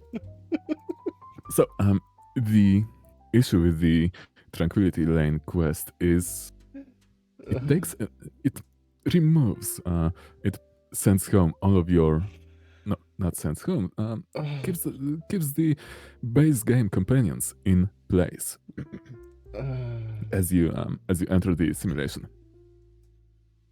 Wait, okay, so it's the However- small dot there. It's a small black dot in the sky in the child. Yes. Yeah, because that specific character cannot die. She only goes unconscious.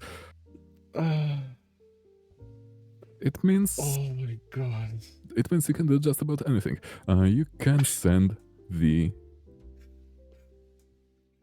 not the body. You can send the Oh. thing itself just fine.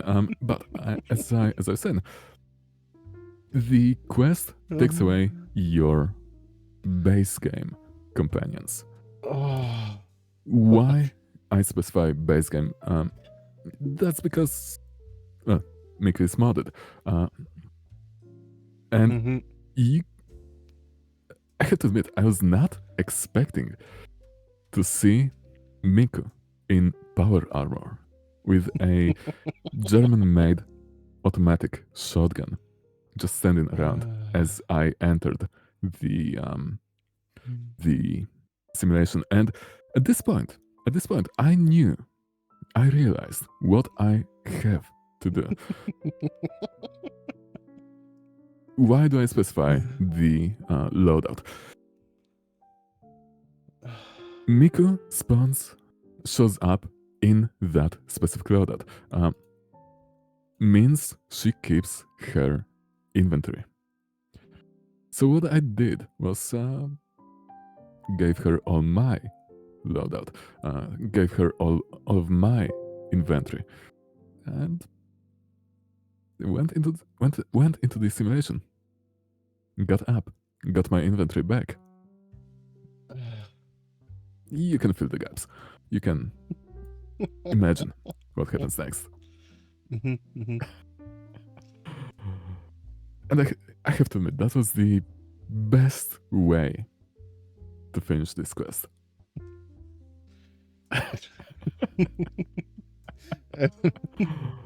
Oh, Perfect. man, this is Perfect. just, oh man. Yeah, Fallout modding is quite fun. Ah, fucking Hatsune Miku.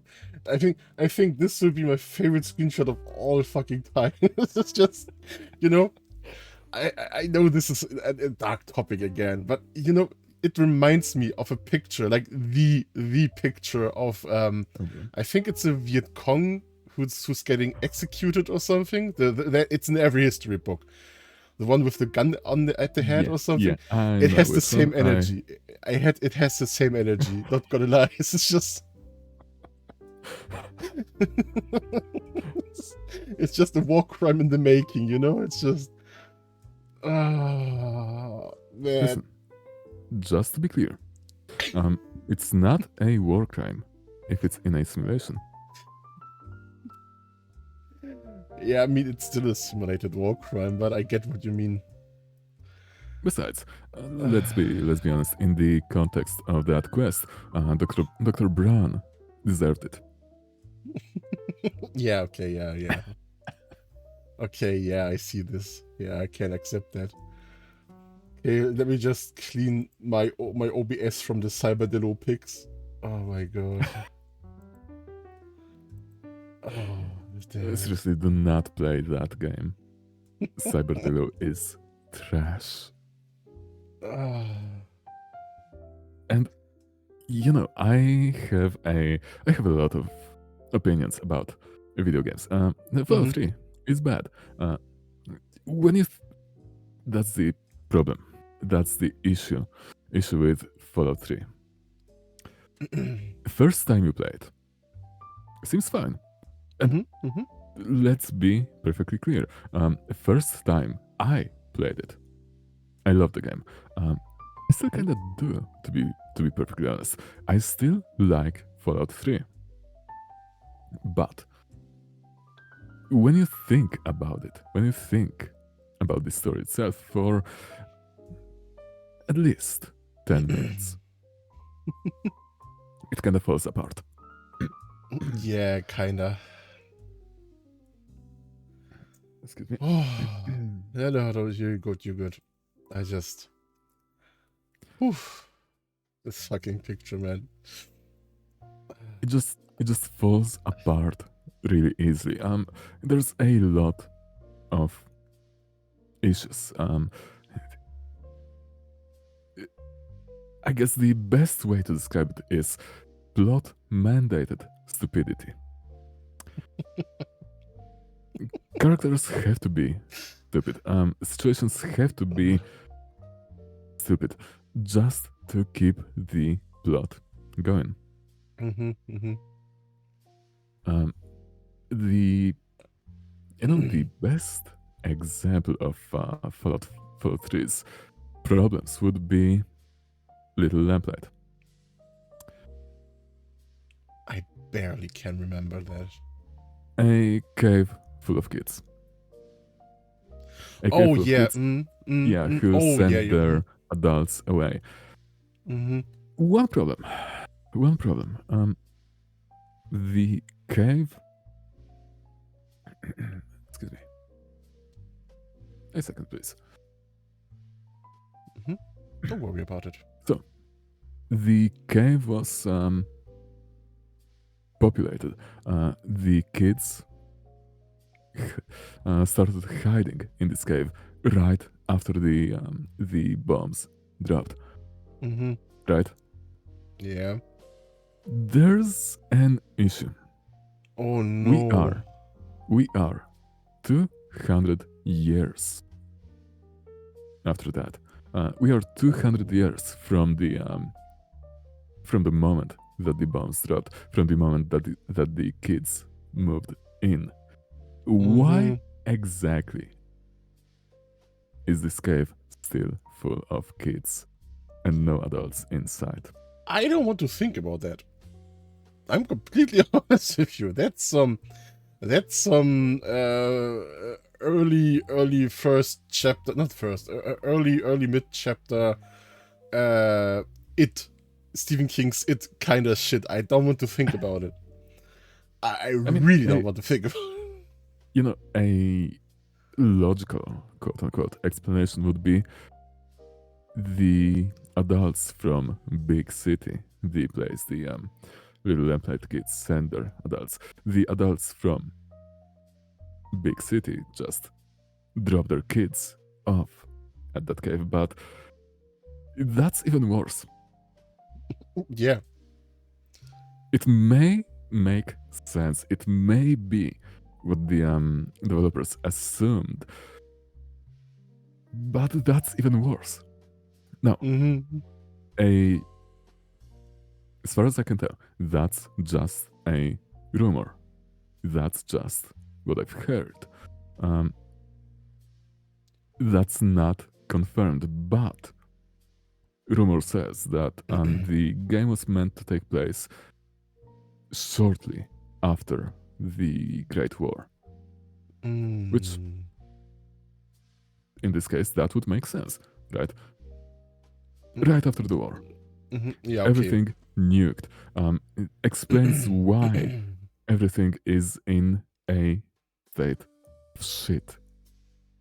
Why everything is still dirty, ruined. Why water is a huge problem. Why junk shelters are the peak of civilization. Why there are still kids in that cave. It would explain a lot. But 200 years. 200 years. Fuck you. Thanks, Todd. Thanks. Water. Speaking of, the water problem. Okay, the issue is water is lethal, basically. Yeah. Why? Radiation. Why exactly? Well, it's poison with radiation, I think, right? Yeah, radiation. That's the supposed explanation. But then we have the animals. Then we have some plant life, which makes sense. If there's animals there, there has to be some source of food for those animals. It has to be some kind of plant life. I mean, but water is poisonous. Water sure, is straight up lethal. Sure, but like maybe that's a bad example. I just want to say I'm no doctor, no physician. I have no idea about medical shit, and I have also no idea about radiation shit. Just the bare minimum. The bare minimum. Everything I know about radiation is from the show Chernobyl and the Stalker games. That's it. That's it. I don't know anything more. But speaking of Chernobyl, there are still animals around, like, to this day. I mean, again, but still, there are radiated animals, and there were radiated animals, and they somehow made it. You know what I mean? Yeah, they Around. adapt. They adapt. But, and that's the... Alright, if it's placed That's the shortly before that, then it makes no sense, because they will probably die, because they had no time to adapt to the radiation and shit like that. So, the issue is, if you look at the zone, if you look at the forests near Chernobyl, and you look at Fallout 3, you can kind of see the difference.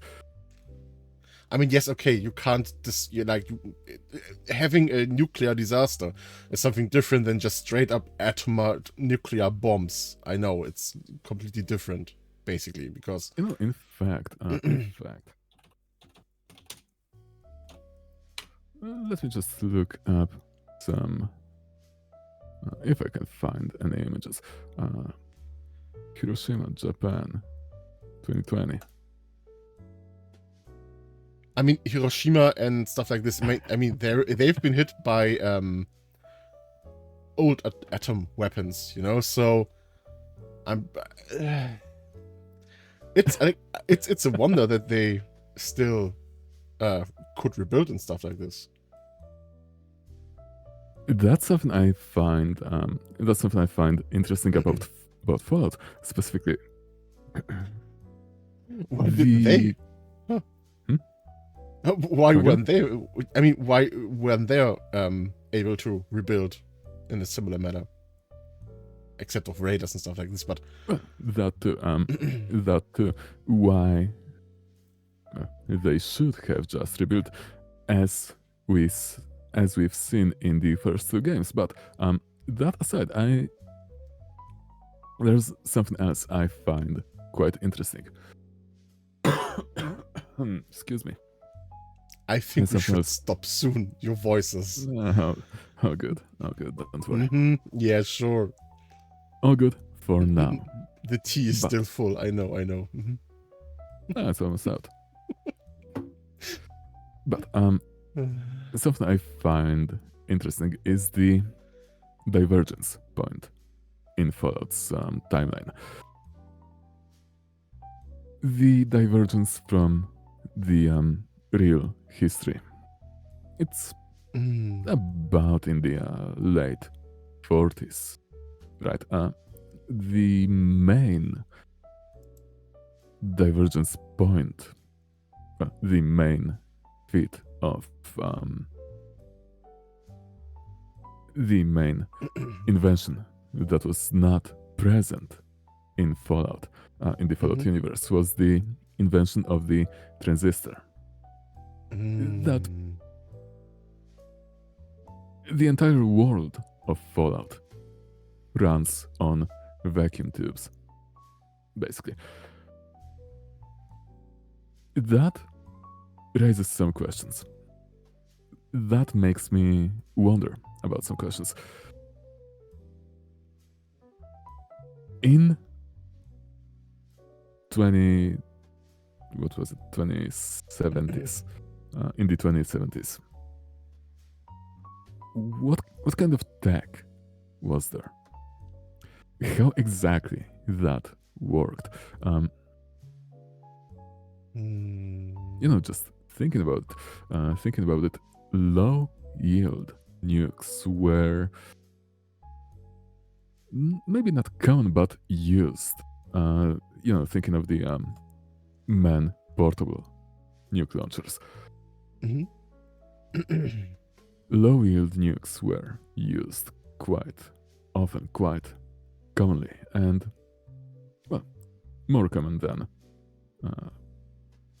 in real life, I suppose. And if nukes were used, there had to be, at least I assume there had to be some kind of cleanup process developed.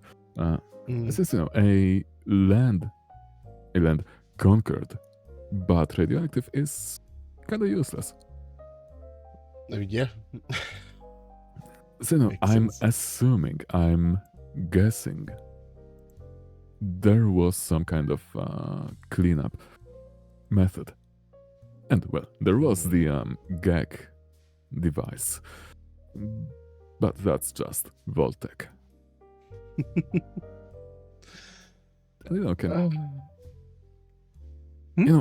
I have to mention that one. I have to talk about that one. The gag Sure. device in Fallout 3. And again, that's going to be kind of a why question. Why exactly? Why exactly do we have to bring it back to the water purifier? The gag device is meant to basically rebuild an ecosystem. Clean up the ecosystem, clean up the land. This is just headcanon. Let's be perfectly clear. This is just headcanon. But the ending I see as perfect for Fallout 3 is do the Oasis quest, the Token 3 quest Mm-hmm. in favor of spreading the wildlife. That's one thing. Second, activate the gag in the vault. Activate the gag, die in the process, mind you, Mm-hmm. but by activating this device, you start the cleanup. The gag consumes all organic matter in the area, rebuilds it into something clean. Mm-hmm. By that action, by those two actions alone, you do much more than that water purifier could ever do. Mm-hmm. Technically, yes. That's sure. just that's just my headcanon. Yeah. But something I like about RPGs. Mm-hmm. Well, I like the RP part of RPG. I like the role-playing part of role-playing game. It kind of goes back to Fallout 1, in which you can, and I think I've talked about that before. I think. Maybe wrong. But in Fallout 1, you can roleplay as someone who just, let's say, hates mutants. Right? You can just go low intelligence or nothing. That too. That too. But as I said, you can just go straight to Necropolis. You can look at the ghouls and decide you don't want to help them. You just want to take their water chip and leave them to die. You can skip Shady Sands, Junktown, the hub. You can skip all of that. Because you can. Because you have the freedom to. That's your choice. That's your ending. In Fallout 3, you have to help the Brotherhood of Steel. More or less, you have to activate the purifier. No other way. You have to. Well, you can, of course, poison the water. You can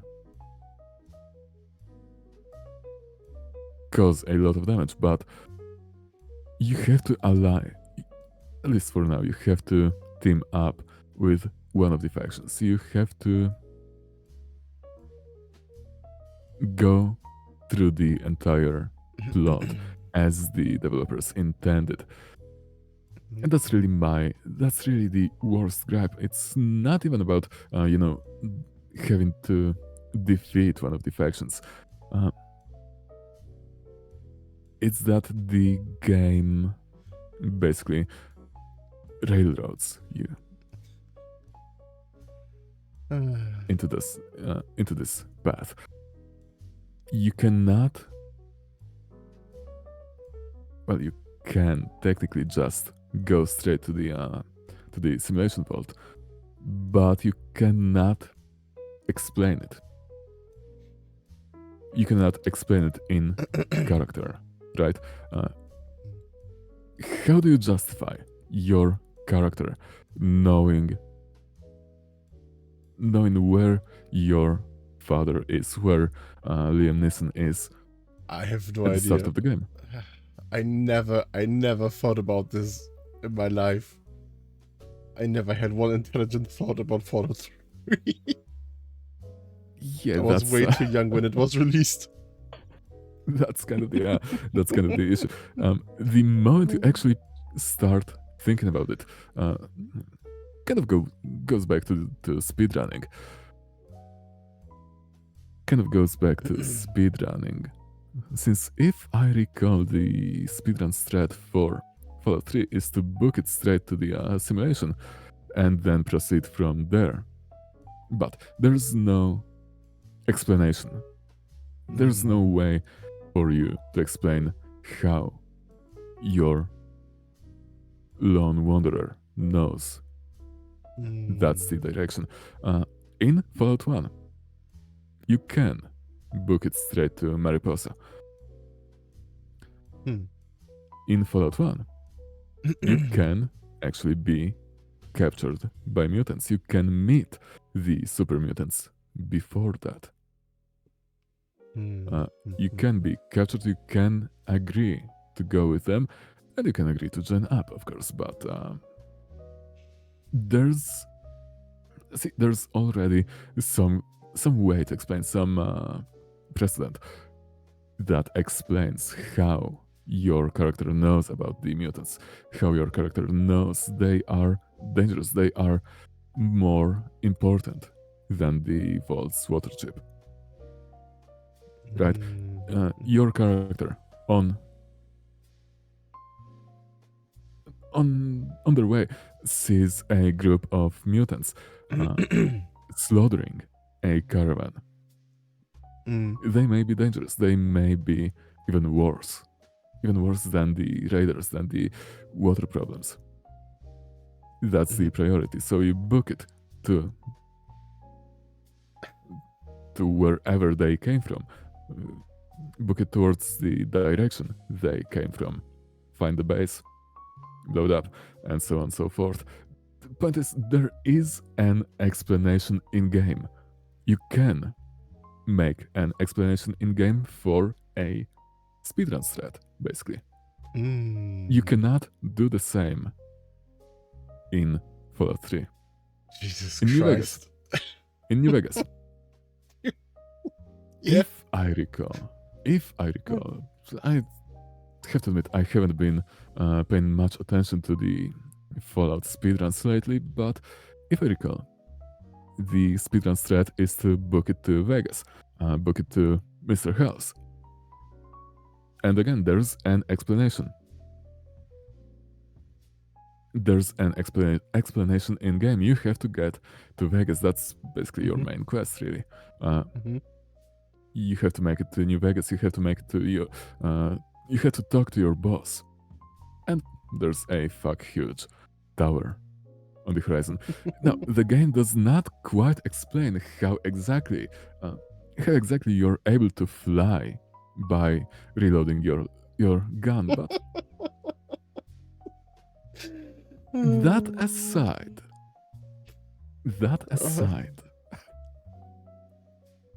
everything else can be explained.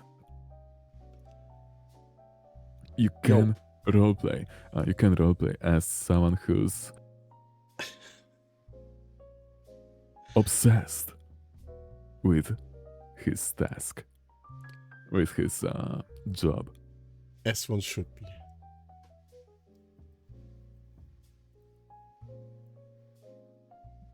I mean, I like the option to kill Benny. Like, I'm sorry, motherfucker shot me in the head.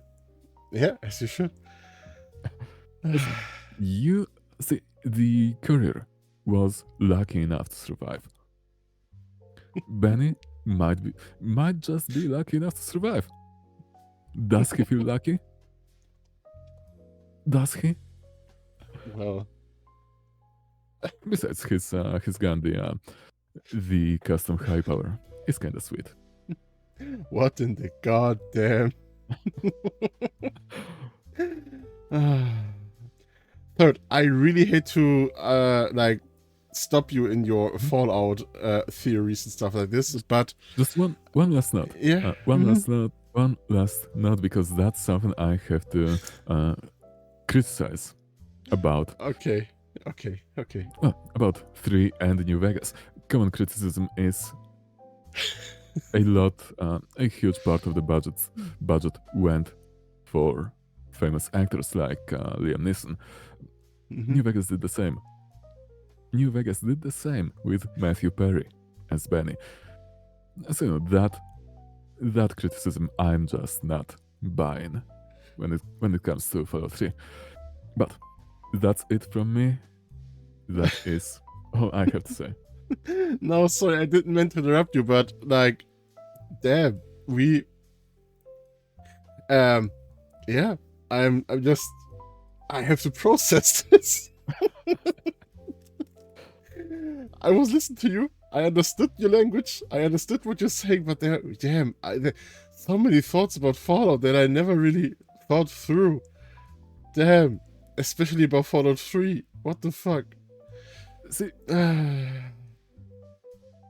ages ago, I played Fallout 1. And I loved the game.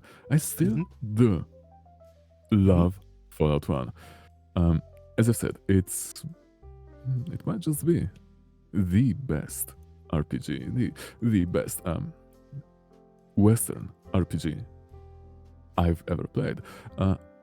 Really? One, yeah, might just be. One, it's, as I said, there's a lot of freedom. Two, there's a very simple main quest. Only two main missions, right? Find the water chip and stop the mutants. Anything else, you have complete freedom on how you want to approach those objectives. I mean, yeah, that's right. Yeah. Anything else you do along the way, that's your choice. I have to admit. Sorry? Go on. No, I just have to admit, I never really played Fallout 1. I played Fallout 2, You should. but I have not played Fallout 1. You should play Fallout 1. Yeah, I really should. Man. You should. It's great. But as I said, just wrap it up. Didn't the water chip have a timer on it? It did in the first versions. In the latest patch, latest update, the timer was disabled. But then again, 150 days, something like that, it's generous. It's more than enough. And you can extend the timer by signing up with the water caravans, right? You can start a water trade with the caravans in the hub, but, and that's something I love, there's a consequence for that. If you get the caravans on board, that will lower your time, available time for the second part of the game, since the mutant quest is also on a timer. Yeah, if you get the caravans to deliver water to the vault, the mutants, the existence of the vault will kind of become common knowledge, and the mutants will have a much easier time finding your vault, which again reflects in the game as a lower available time. It's a small detail, right? It's a tiny detail. Most of the games nowadays, I feel, would not try something like that. But it just makes sense. It just makes sense. It puts just that little bit of pressure. Personally, I prefer playing with the timer. But that's just about it. That's just about all I have to say. It's all good, man. I didn't meant to interrupt you or break your momentum or something when it comes to this stuff. Oh, it's all good. Like I said, while I have to admit I'm a little bit tired, like you as well. I love listening to your like you say it, rambling. So it's all good. I had to process a lot of stuff in the background in my head. I was like, holy shit, yeah, he's fucking right. And it was to a point where I couldn't really follow the new stuff you were already telling, but I still have to think about the old stuff, you know? My brain is really small, man. It's really small and smooth, as in, like, you know? Listen. Have you ever seen a chicken breast in a restaurant or something? It's like that. No wrinkles. Listen, It's so smooth. one of my goals in life is brain expansion. If I manage to expand someone's brain, if I manage to make someone's brain more wrinkled, fuck it, I can die happy. It's boring good now. I can die happy. Damn. Also, I just want to show something real quick. I saw this manga some time ago. Mm-hmm. It's okay, how should I explain it? It's getting pretty popular. Let me just, I want to pronounce the name real quick and also correctly. So there's the manga that's from July. I think it's started. Oh no, maybe it was July. I think it was July or September in 2023. It's called Beautiful Place. I started reading it some time ago, dropped it, and on my Twitter and everywhere where I hang out, it started getting traction. If you like Japanese girls and you like guns, you should read this manga because the art is pretty fucking awesome. Let me just Go on. put it on the screen real quick. That manga is on my radar for a time now, and like I said, I was just before I was announcing our stream on Twitter, I saw a post about it and was like, hey, yeah, I read this. And then I was on another platform, tried to promote our stream, and I also saw there was the case. It's coincidence. Quick question. Let me just send that. Is that the right cover? Is that the right cover? Yeah, for the second manga. Okay, that's a Thompson Contender. C2, I believe. Yeah, I put it on screen real quick. So the story is basically Japan is in a civil war, and everyone is fighting. There are neutral cities and unneutral cities, and everyone is just. It's basically just tactical girls, tactical guys, and gun porn. Hold on, that break action gun. That's a Thompson Contender, and if you could show the other one. Oh.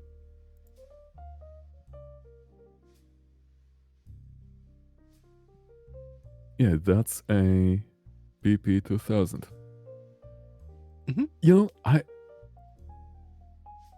like the attention to detail. I like the attention to detail, and that... I mean, the overall art style is pretty rough, to be honest. Like, here's an example panel. I just saw today, like, 3 times already or something. I was like, yeah, you know what? Maybe I should chill it. Wait. That's a fucking Caltech. Sub 2000. Fucking Caltech, man. I mean, it's the Caltechs are not that bad. Like, they're good self-defense guns, but I wouldn't take them to range shooting, in my opinion. But so, let's talk about the founder of Caltech, George oh no! Kelgren. Oh no! Okay, no, I'm ready. No, not because you're. Don't get me wrong. It's not because you wanted to tell us something. It's just like because I know the story about Caltech and it's interesting. Let's say it like that. All I want to say is the guy's a madman. The guy's just going to get any idea, random idea, right? Let's say, for example, before he started the Caltech company, I think he was working I don't think he was the owner, but I think he was working at a company called Grendel, and let's see if I can find the. No, he was the founder. Okay. Yeah, he was the founder of Grendel Incorporated, but he designed this kind of real funky bullpup pump action. Is it a pump action? I think yeah, it's a pump action 410 bore shotgun. Magazine fed, by the way. Box mag fed, and it's the funkiest thing ever. Mm-hmm.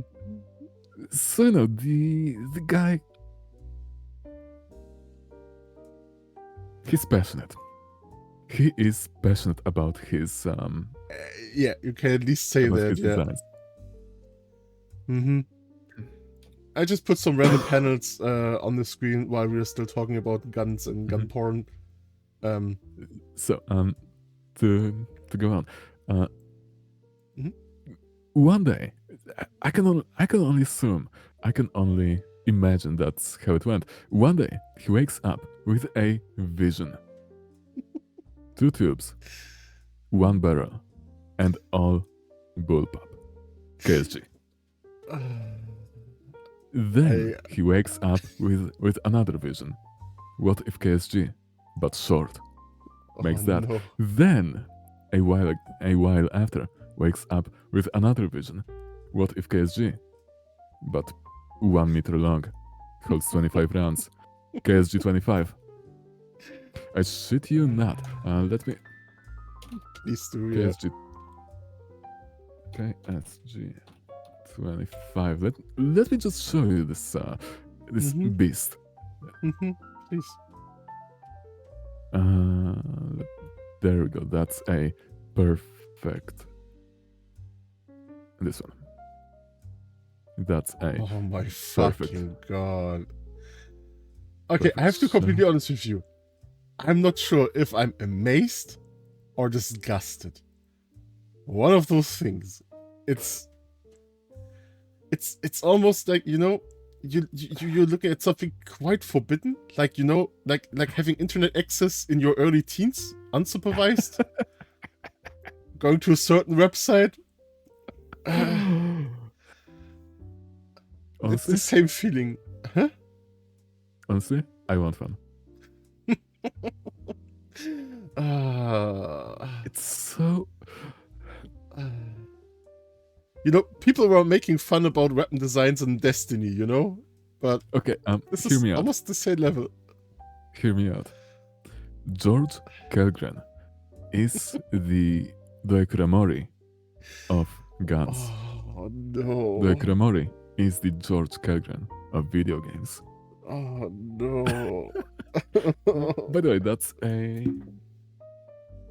a second Citadel mansion. God damn it.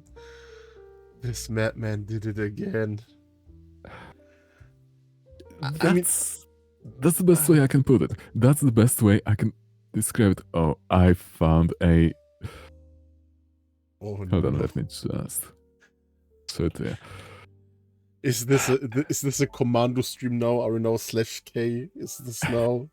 Are we now going full commando? Listen, I have my type. I have my I have my tastes, you know. But the KSG 25, that's I need one. I need one of those. And way back shit. when I Mhm. when lever action guns were being introduced, when the Henry lever action was first introduced, it was marketed as a gun that you could load on Sunday and shoot all week. The KSG 25 is the shotgun that you could load on Sunday and shoot all week. Jesus Christ. I need yeah, one of those. Yeah, I see it. Oh, damn. I think that's just about enough of my thinly veiled gun fetish. It's all good. It's all good. I wanted to put something like a meme on my face while we're talking about guns, but I know I can't find the fucking guy. Never mind then. Uh, you know, the thing is, I really like the design. I'm a sucker for unconventional gun designs. Even though I have to admit, my taste in guns is pretty vanilla. Like it's really like I while I like unconventional gun designs, it's vanilla in the unconventional gun design kink. Let's say it like that. Mm-hmm. Like I'm a simple guy. Give me a Mateba and I'm happy. You know. Which Give one? me a Mateba. The Unica, Mateba 6 Unica. No, of course. As you should. I mean, you can also give me how was this other gun called? Was it a Rhino? No, not Rhino. Chiappa Rhino. Chiappa Chiappa Rhino. Rhino. Designed by the same guy. Exactly. That's the reason, you know. Like I'm also happy with that, but that's a pretty vanilla take, you know. Like everyone likes this. I know very few people who say, "Oh man, the Mateba looks shit," or the Rhino looks shit. I like that's pretty vanilla when it comes to gun tastes, you know. And I know it. I know that there are way more interesting pistol or firearm designs in general. I know, but You know, speaking of revolvers, have you ever seen the Dardic gun? how is it written? Dardick. In fact, let me just Mhm. grab that. Okay. No, I have not seen this. This looks like something from James Bond, man. Like, So, the Dardic. oh man. It's got triangular rounds, and a magazine in the grip, and it's a revolver. That's quite.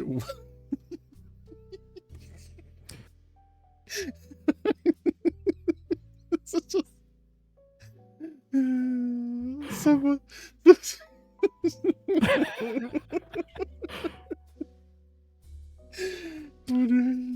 Again, just to be clear, this is a magazine-fed revolver using triangular polymer-cased rounds.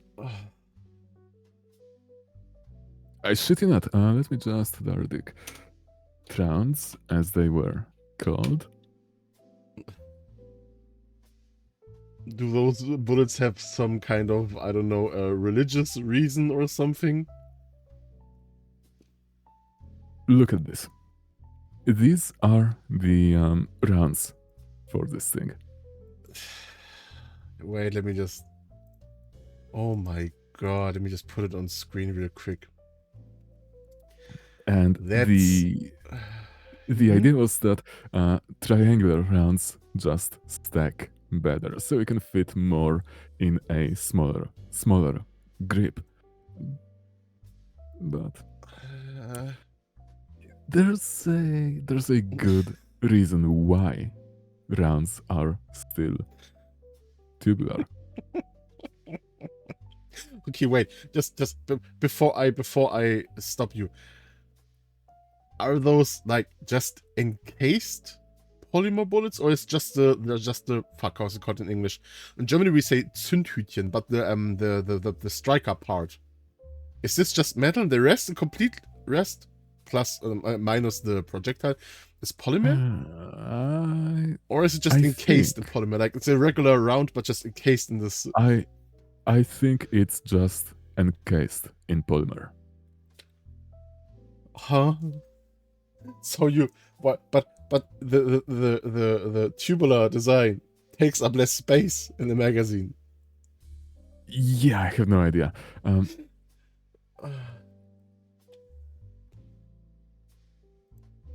I have no idea. I think. Well, it has to be. It has to be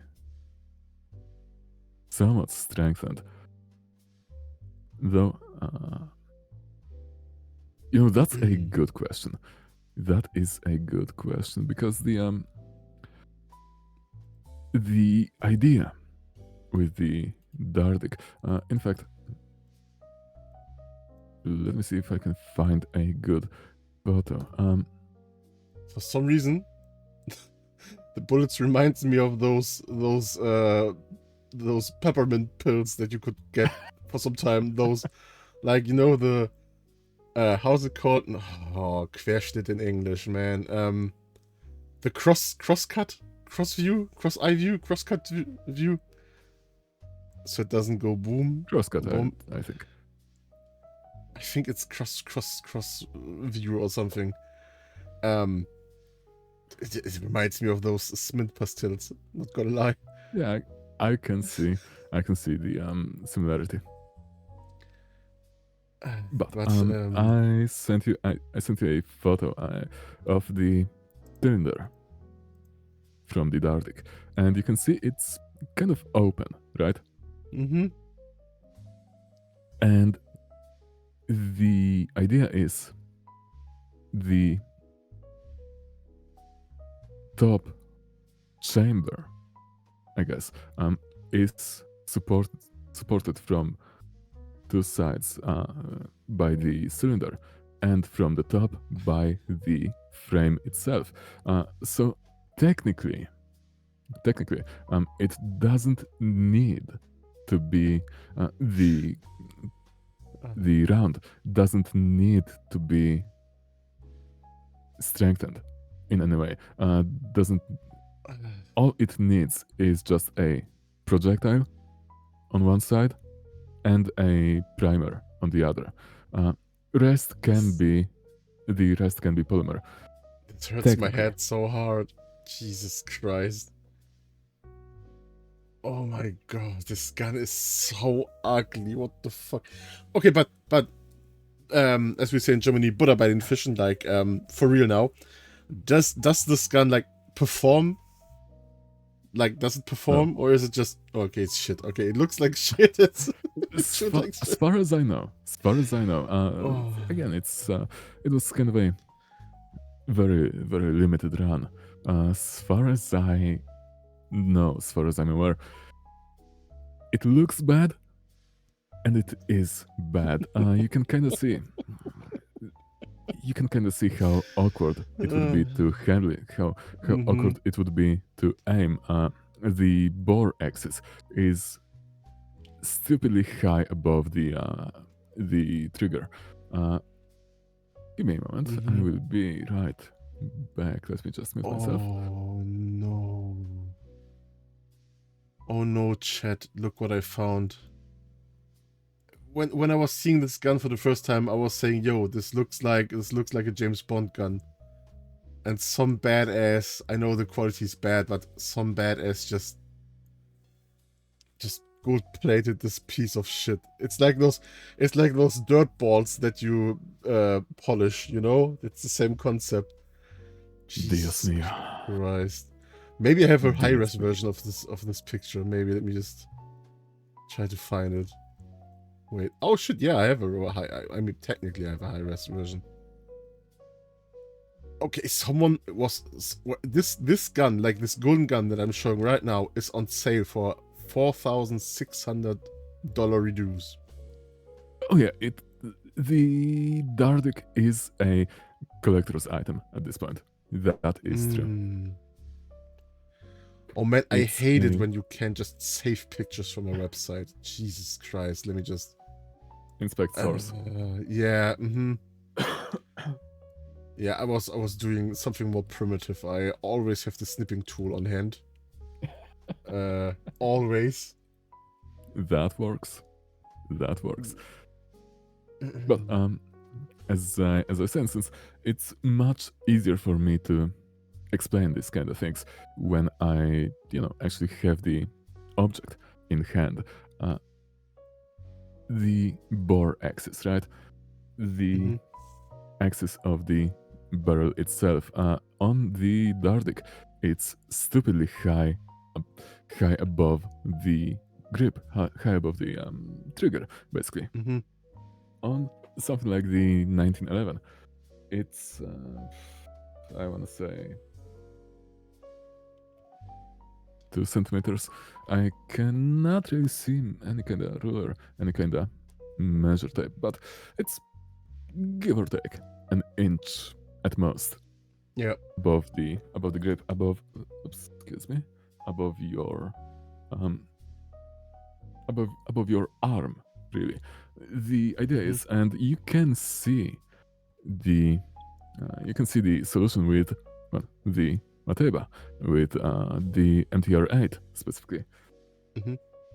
The bore axis is basically in line with your trigger finger on Yeah. that gun, which, in theory, should reduce the muzzle flip, should reduce the Mhm. the muzzle raise. On a 1911, it's, as I said, give or take an inch above your arm. Why does it matter? Why does it matter? The lower the bore axis is, the more energy goes in a straight line, right, into your arm, basically. On a, I'm kind of bad at explaining this stuff, mind you. So I always say, do your own research, look into it yourself.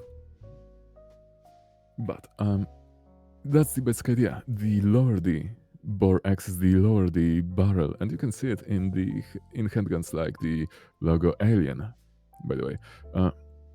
The lower the barrel, the more energy goes straight into your arm.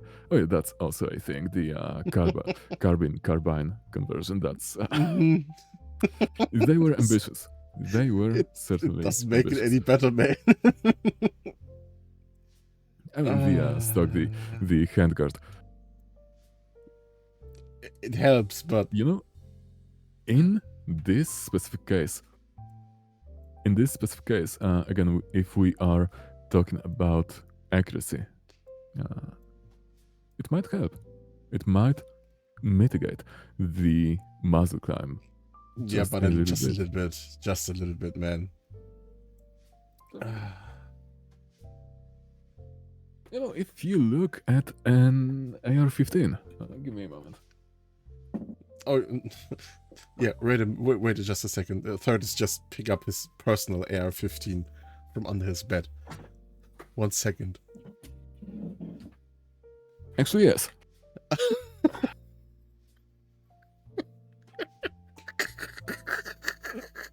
So, This is just an AR-15 airsoft. This is just an airsoft gun, guys. It's just an airsoft Twitch. Totally. It's just a toy gun. Third doesn't have any real guns in his house.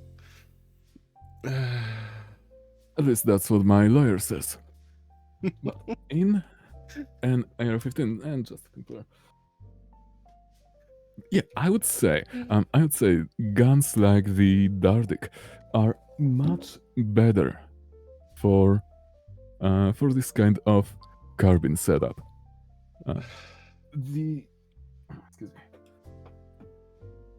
Excuse me, it's kind of a cramped space here. The Yeah, go on, please. don't ask. No. I don't ask. I have just some head cannon right now. It's all good. Imagine third is just in a bunker somewhere in Siberia and just.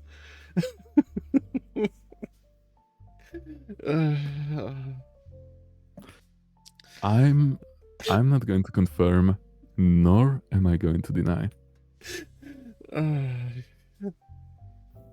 Okay, no, just please go on. Please go on. The point is, all I'm doing is perfectly legal, so it's all fine. But as I was saying, guns like the Dartek might be just fine for this kind of carbine setup. Maybe, and that's really kind of a personal complaint of mine.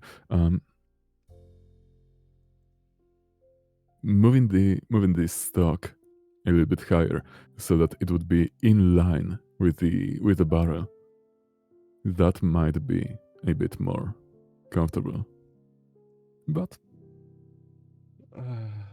other than that, seems reasonable enough. But again, that's just a personal opinion. To be honest, I'm kind of curious. Someone out there has the capability to try this concept again. And, I wouldn't mind seeing this concept on the market. Even as a curiosity. Even as a collector's item. Mm-hmm. I think it would be interesting. Maybe not practical. Maybe not useful that much. The polymer casings do kind of get in the way of hand loading. I'm again assuming there's even with any kind of lining on the inside, they are going to crack. Oh, absolutely.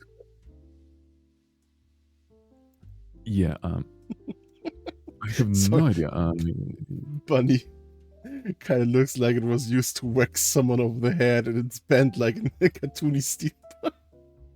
Yeah, I can see that. I can see. Jesus Christ. Yeah, but the polymer, like, I'm not sure. Like, I'm no technician. I have no idea from this stuff. It's just my presumption. But even like this gun is from the 60s when I get it, right? Or 60s, 70s? I'm not entirely sure anymore. 50s, I believe. 50s. If there are surviving polymer bullets, they're the late polymer 40s. late 40s. Okay. Development started in late 40s. Patent issued in August 58. So, 40s, 50s. 40s, yeah, okay, but if the patent was brought out in the late 50s, we could assume that the gun was released in the 60s, basically. Yeah, give or Because take. production, stuff like this. So, give or take a couple of years, the polymer has to be weakened by now. Like, the polymer has to crack, it weak, and it will just crumble in your hands if you put it in the magazine. And even if it's surviving the whole mechanical stress of just putting those polymer pipe bombs in the magazine, I'm pretty sure after one or two shots, the whole mechanical stress, how's it called? The recoil, all this shit the pressure will just crumble those apart. I would never in my life, maybe I would shoot one bullet, but, maybe if I had the opportunity to shoot this gun, I would shoot once with this gun, just to be sure that I don't blow myself up. I mean, I'm not sure if the caliber is even high enough for doing real damage, but nah, man. So, the gun itself, right? The gun itself is all of the pressure-bearing components, like the cylinder and parts of the frame, are steel. So the gun itself would not explode. The rounds, however, the casings, one-time use. This would be me on the shooting range with this gun. I just hope that nothing jams or nothing goes wrong. I mean, I know technically, if the barrel is free, even if the bullets have a complete failure, nothing really bad would happen.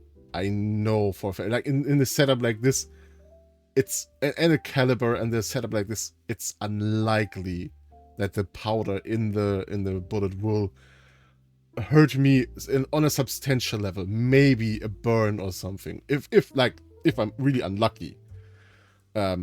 If I'm really unlucky, Not but I even. doubt Not it. even. Yeah, but I The, doubt it. But I doubt it. Yeah, the Dardic, and that's something interesting about this gun. It's sealed. It's basically fully sealed. There's only there should be a. Let me just find a good photo.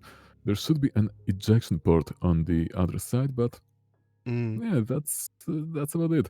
It's more or less sealed. So all of the pressure goes out of the barrel. The rounds themselves are, as I've said, supported from all three sides by steel components, so should be perfectly safe. Even if the polymer casing gets ejected in small pieces. That doesn't matter. Should not matter.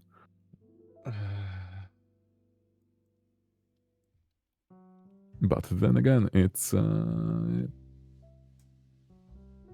should I say it?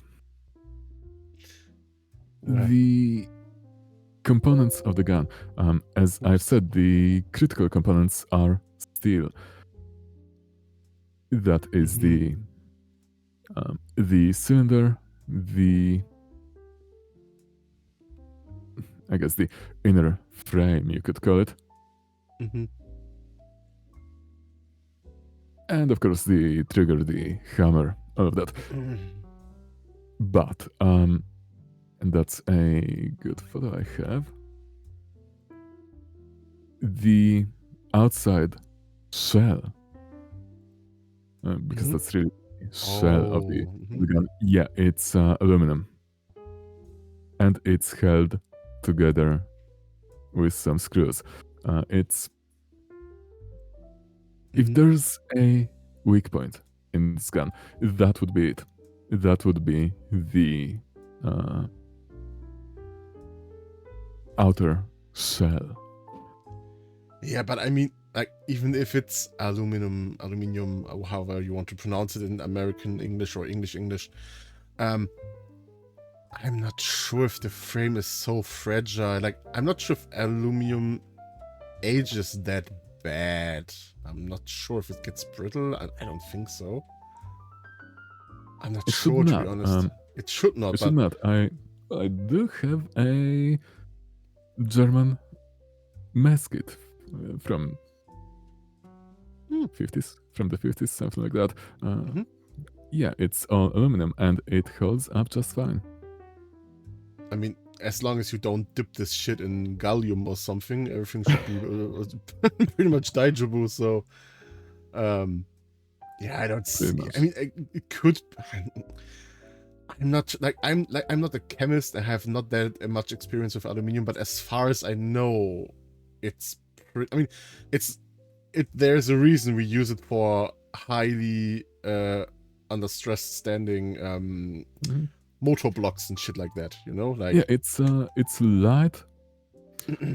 It's light, but you know, the right kind of aluminum, of course. Yeah. Light, but strong enough. All I'm saying in this specific case of the Dardic gun is that's your most likely point of failure. That's the thing that's most likely to break. But as always, don't keep this for real. Like, it's just a theory. It's no real gun advice. No, of course. I do want to make that clear. This is just theories. I cannot really tell you for certain. I have not had a chance to get my hands on one of those. And even then, I don't think I could afford firing this kind of thing until it breaks. Okay, so even though we are now way over time, I still have 3 pictures to show to discuss with you, because it's just fun to talk about guns. And there's the thing, you know, there's the thing. I have it's how should I explain it? Oh yeah, zippies. That's a good idea. You know, some people are going on the internet and look at train wrecks, for example, or something like that. You know, just Go on. to feed into their morbid curiosity. Perfect. Go on. What I love to do is browsing the internet of the so-called Bubba Fight guns. Let's just to laugh, just a comedic ending for all this shit. I have 3 pictures and they're getting worse in my opinion, and worse and worse. Oh boy. So Hit me. this is an old-time classic. I think that was like, as far as I know, that was a Mosin Nagant. But some American patriot had to pimp it, of course.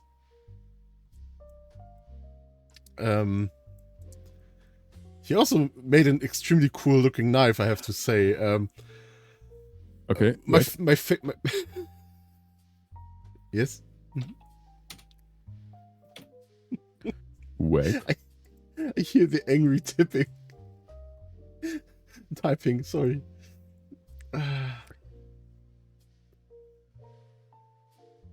Just watch this video. In fact, let me link that and Oh no. Oh no. Wait a minute. Did he really? Oh my fucking god. that. Wait. Okay, chat, I put it on screen. This is just something that we have to watch together. And yes, it takes AR-15 mags.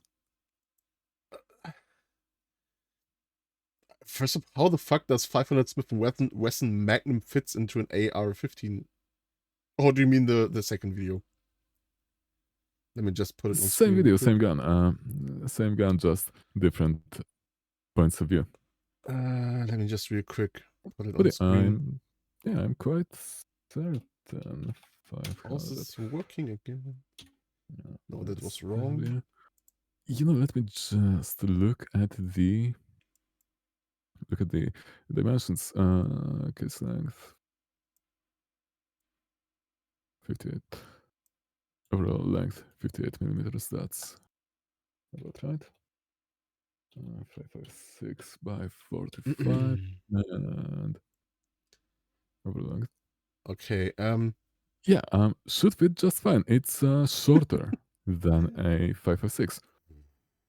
okay, Is there safety on this thing?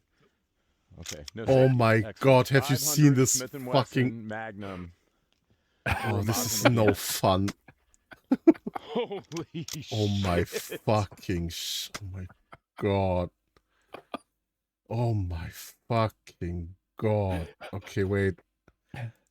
This is cursed as fuck, my dude. Let me just...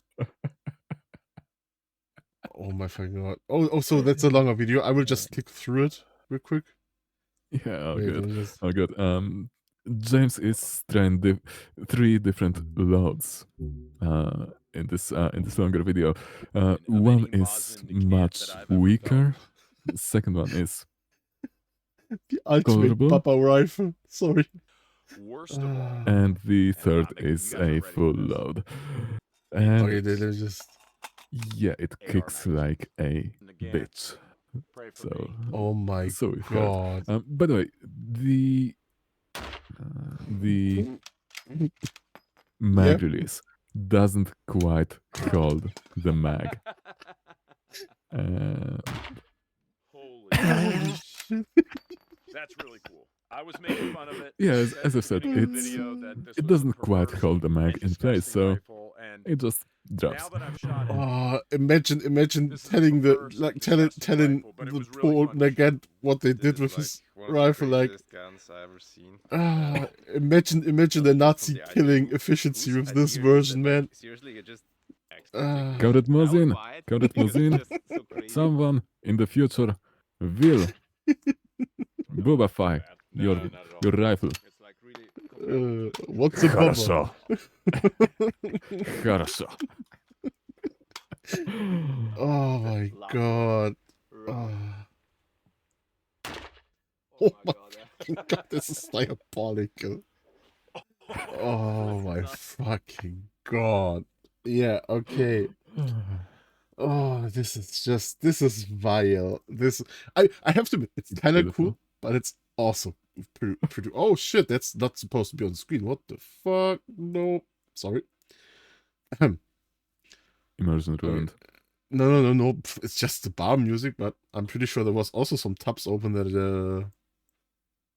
Wait. I have to check something real quick. Where is it? Hello? Window? I need my music back. What the fuck? Where are you? 1 second. I have a technical issue. Oh, good. Oh, good. It's just gone. Oh, it's all good. There were just all the tabs. Nah, nothing bad. Okay. Phew. All good. We're just everything was say so. God bless.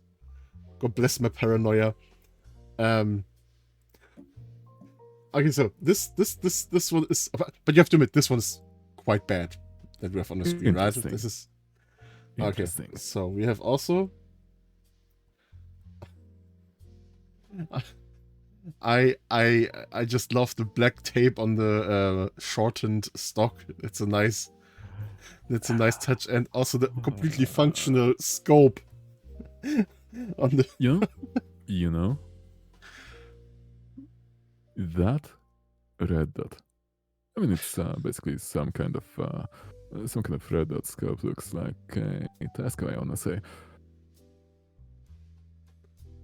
It's not terrible. I don't know, man.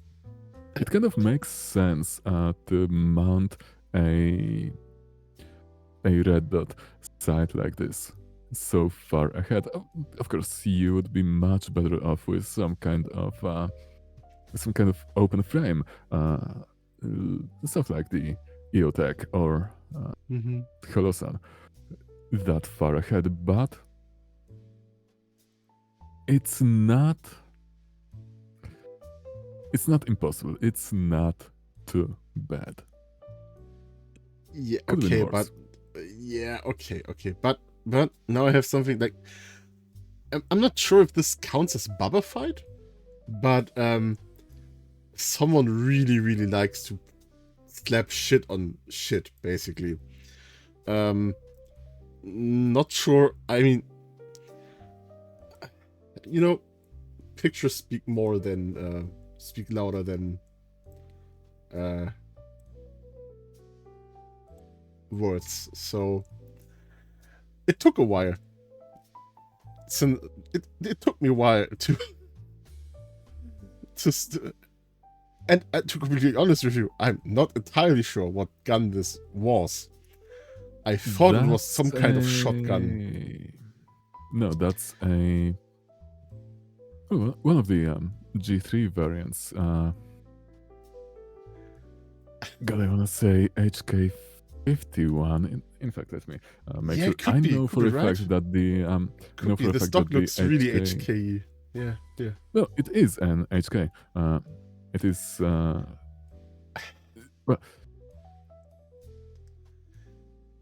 the dude just wants to be prepared, you know? He just wants to be prepared for everything. Like, it's an HK21 magazine adapter, belt adapter. let's say it just was. It was past tense, basically, because I'm not sure. This is just like Theseus' ship, you know? How much you can replace or rebuild on a gun. And it's just still looking the at same the gun? just looking at the individual parts, the HK21 belt adapter and Mm-hmm. box mag belt adapter. Mm-hmm. HK51, well, HK51B specifically, is a copy image. Let's paste that. That's the HK51, which is a short barrel, belt fed, 7.62 NATO, fully automatic submachine gun ish. It's a flashbang dispenser. Let Basically, me just try to. Oh shit! I have to save whatever, it first. whatever you pointed at is going to get blinded by the flash.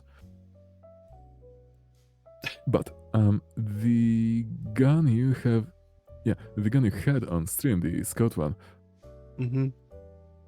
the barrel is actually. Actually, could you make both of them visible? And could you make both of them visible and just line them up by the belt feed, something like that. Yeah. Oh, that's hard. That's fine. That's fine. Something like that is perfect. See, I want to say that was an HK51 specifically, but the barrel is just a little bit too short. Yeah, but I'm not sure. The receiver part looks pretty similar, but also not because of the completely different switch system. Oh no, So, no, it could be. No, it could be. It just could be just a bubble-fied switch. To be honest, could just a Chrome switch or something. Yeah, might be. Because also because of the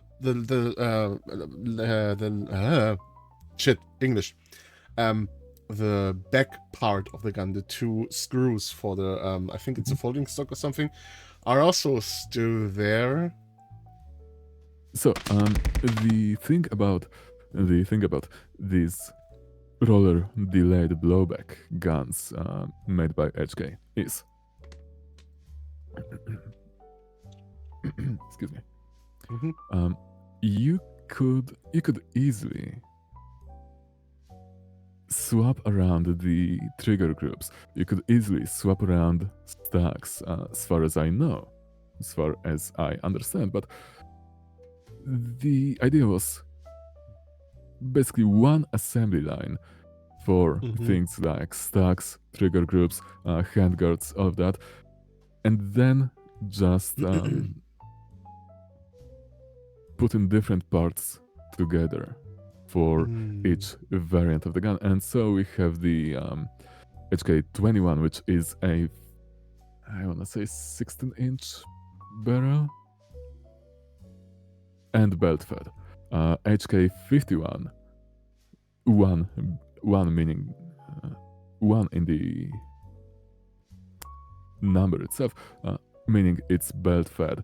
5, if I recall. No, 1 means. Yeah, the second number means it's 7.62 NATO, and the first number, I believe, is the barrel length. Is it?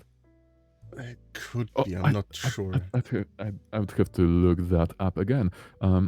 But It's just a bit too late for me for my gun knowledge, the limited I have. Oh, good. The point is, the main point is, these roller delayed blowback guns, you could quite easily, as far as I know, just swap around some parts. And let's say you buy a full auto G3, for example, right? Mm-hmm. Selective fire G3, and you buy a pistol version of the MP5. Pistol version meaning no stock and semi only. You mean like the Kurz version of the MP5, or like the short one, or just a completely pistolized version? Doesn't matter. Doesn't matter. Talking about the American gun law, specifically, a pistol, according to American law, is a weapon under a certain overall length Mm-hmm. and without a stock.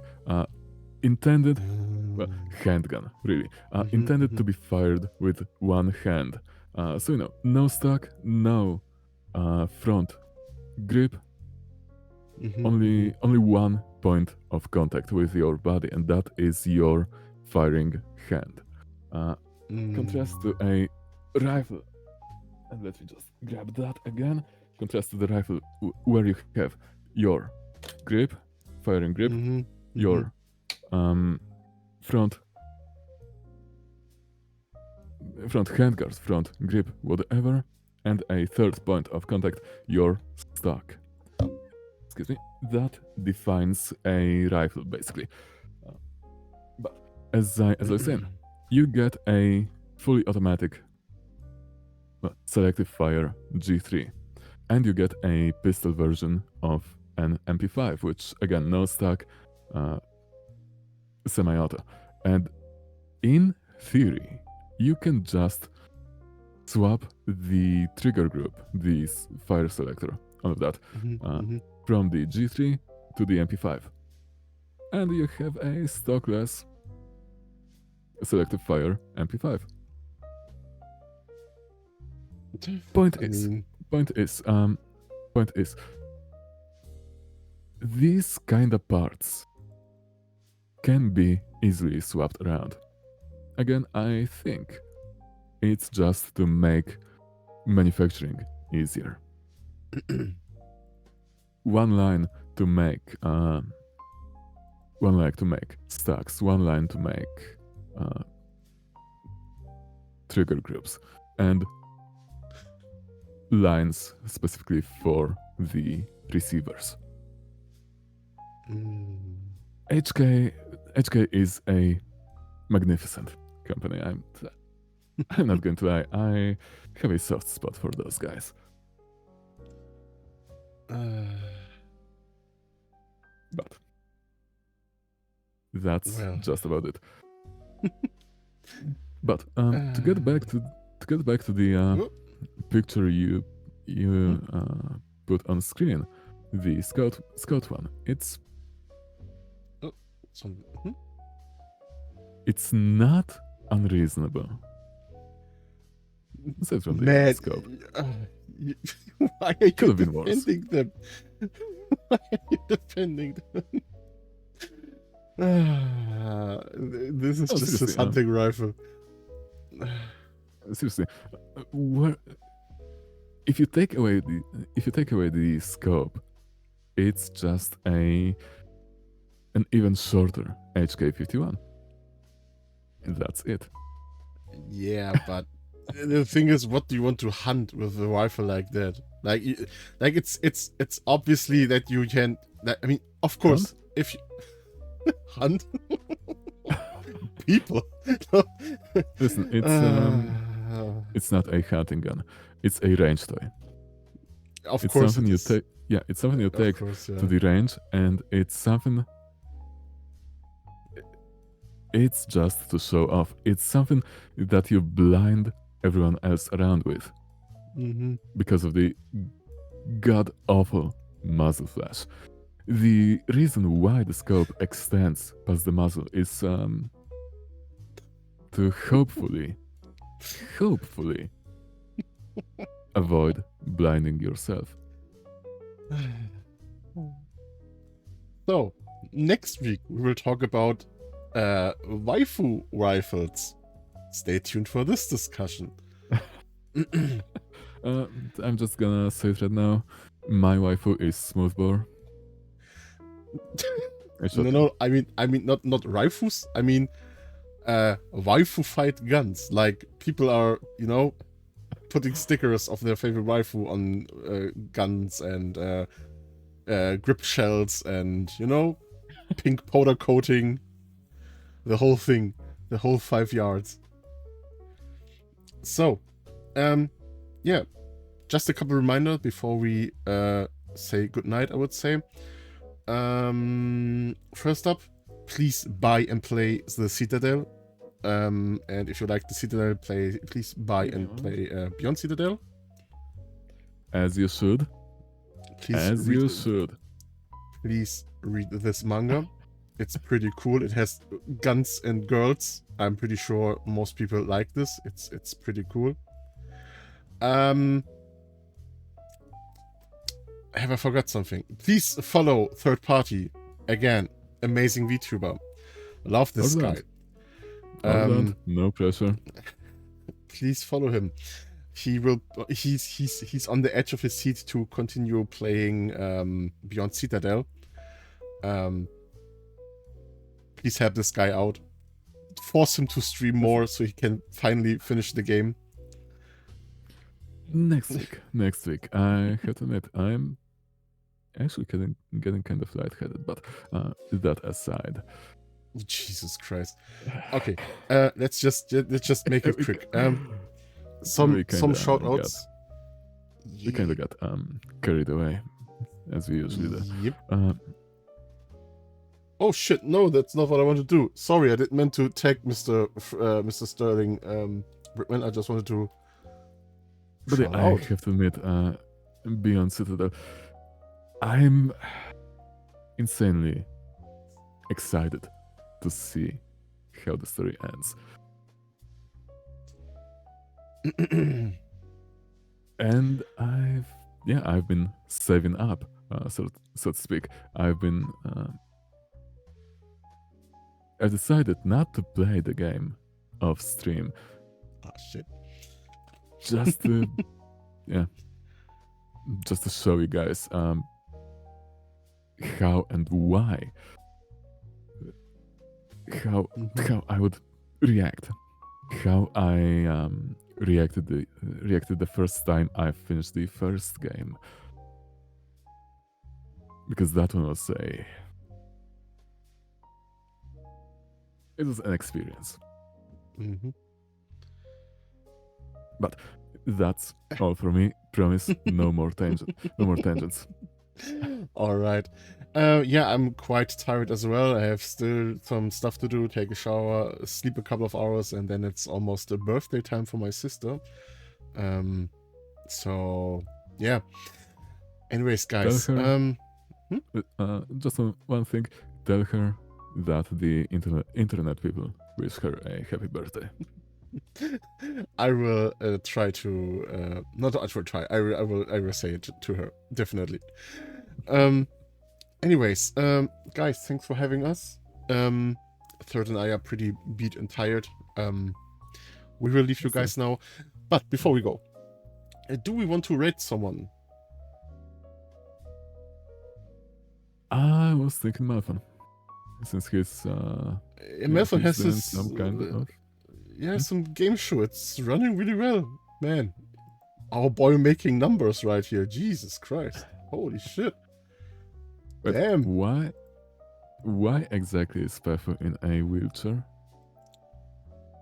I mean this I say this in the if you ever see this word, Pafu, please don't say a slur to me.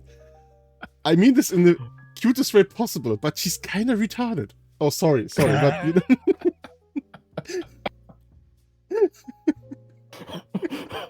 I'm sorry. No. Oh no. She will call me the N-word now. No, but for real. Sorry. I had to say it. I'm sorry. She can take it.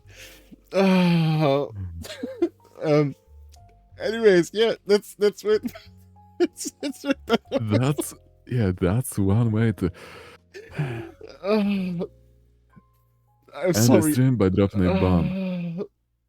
It was not that bad. It was not that bad.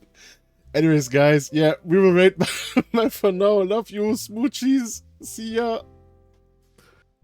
Thanks for stopping by. Bye-bye.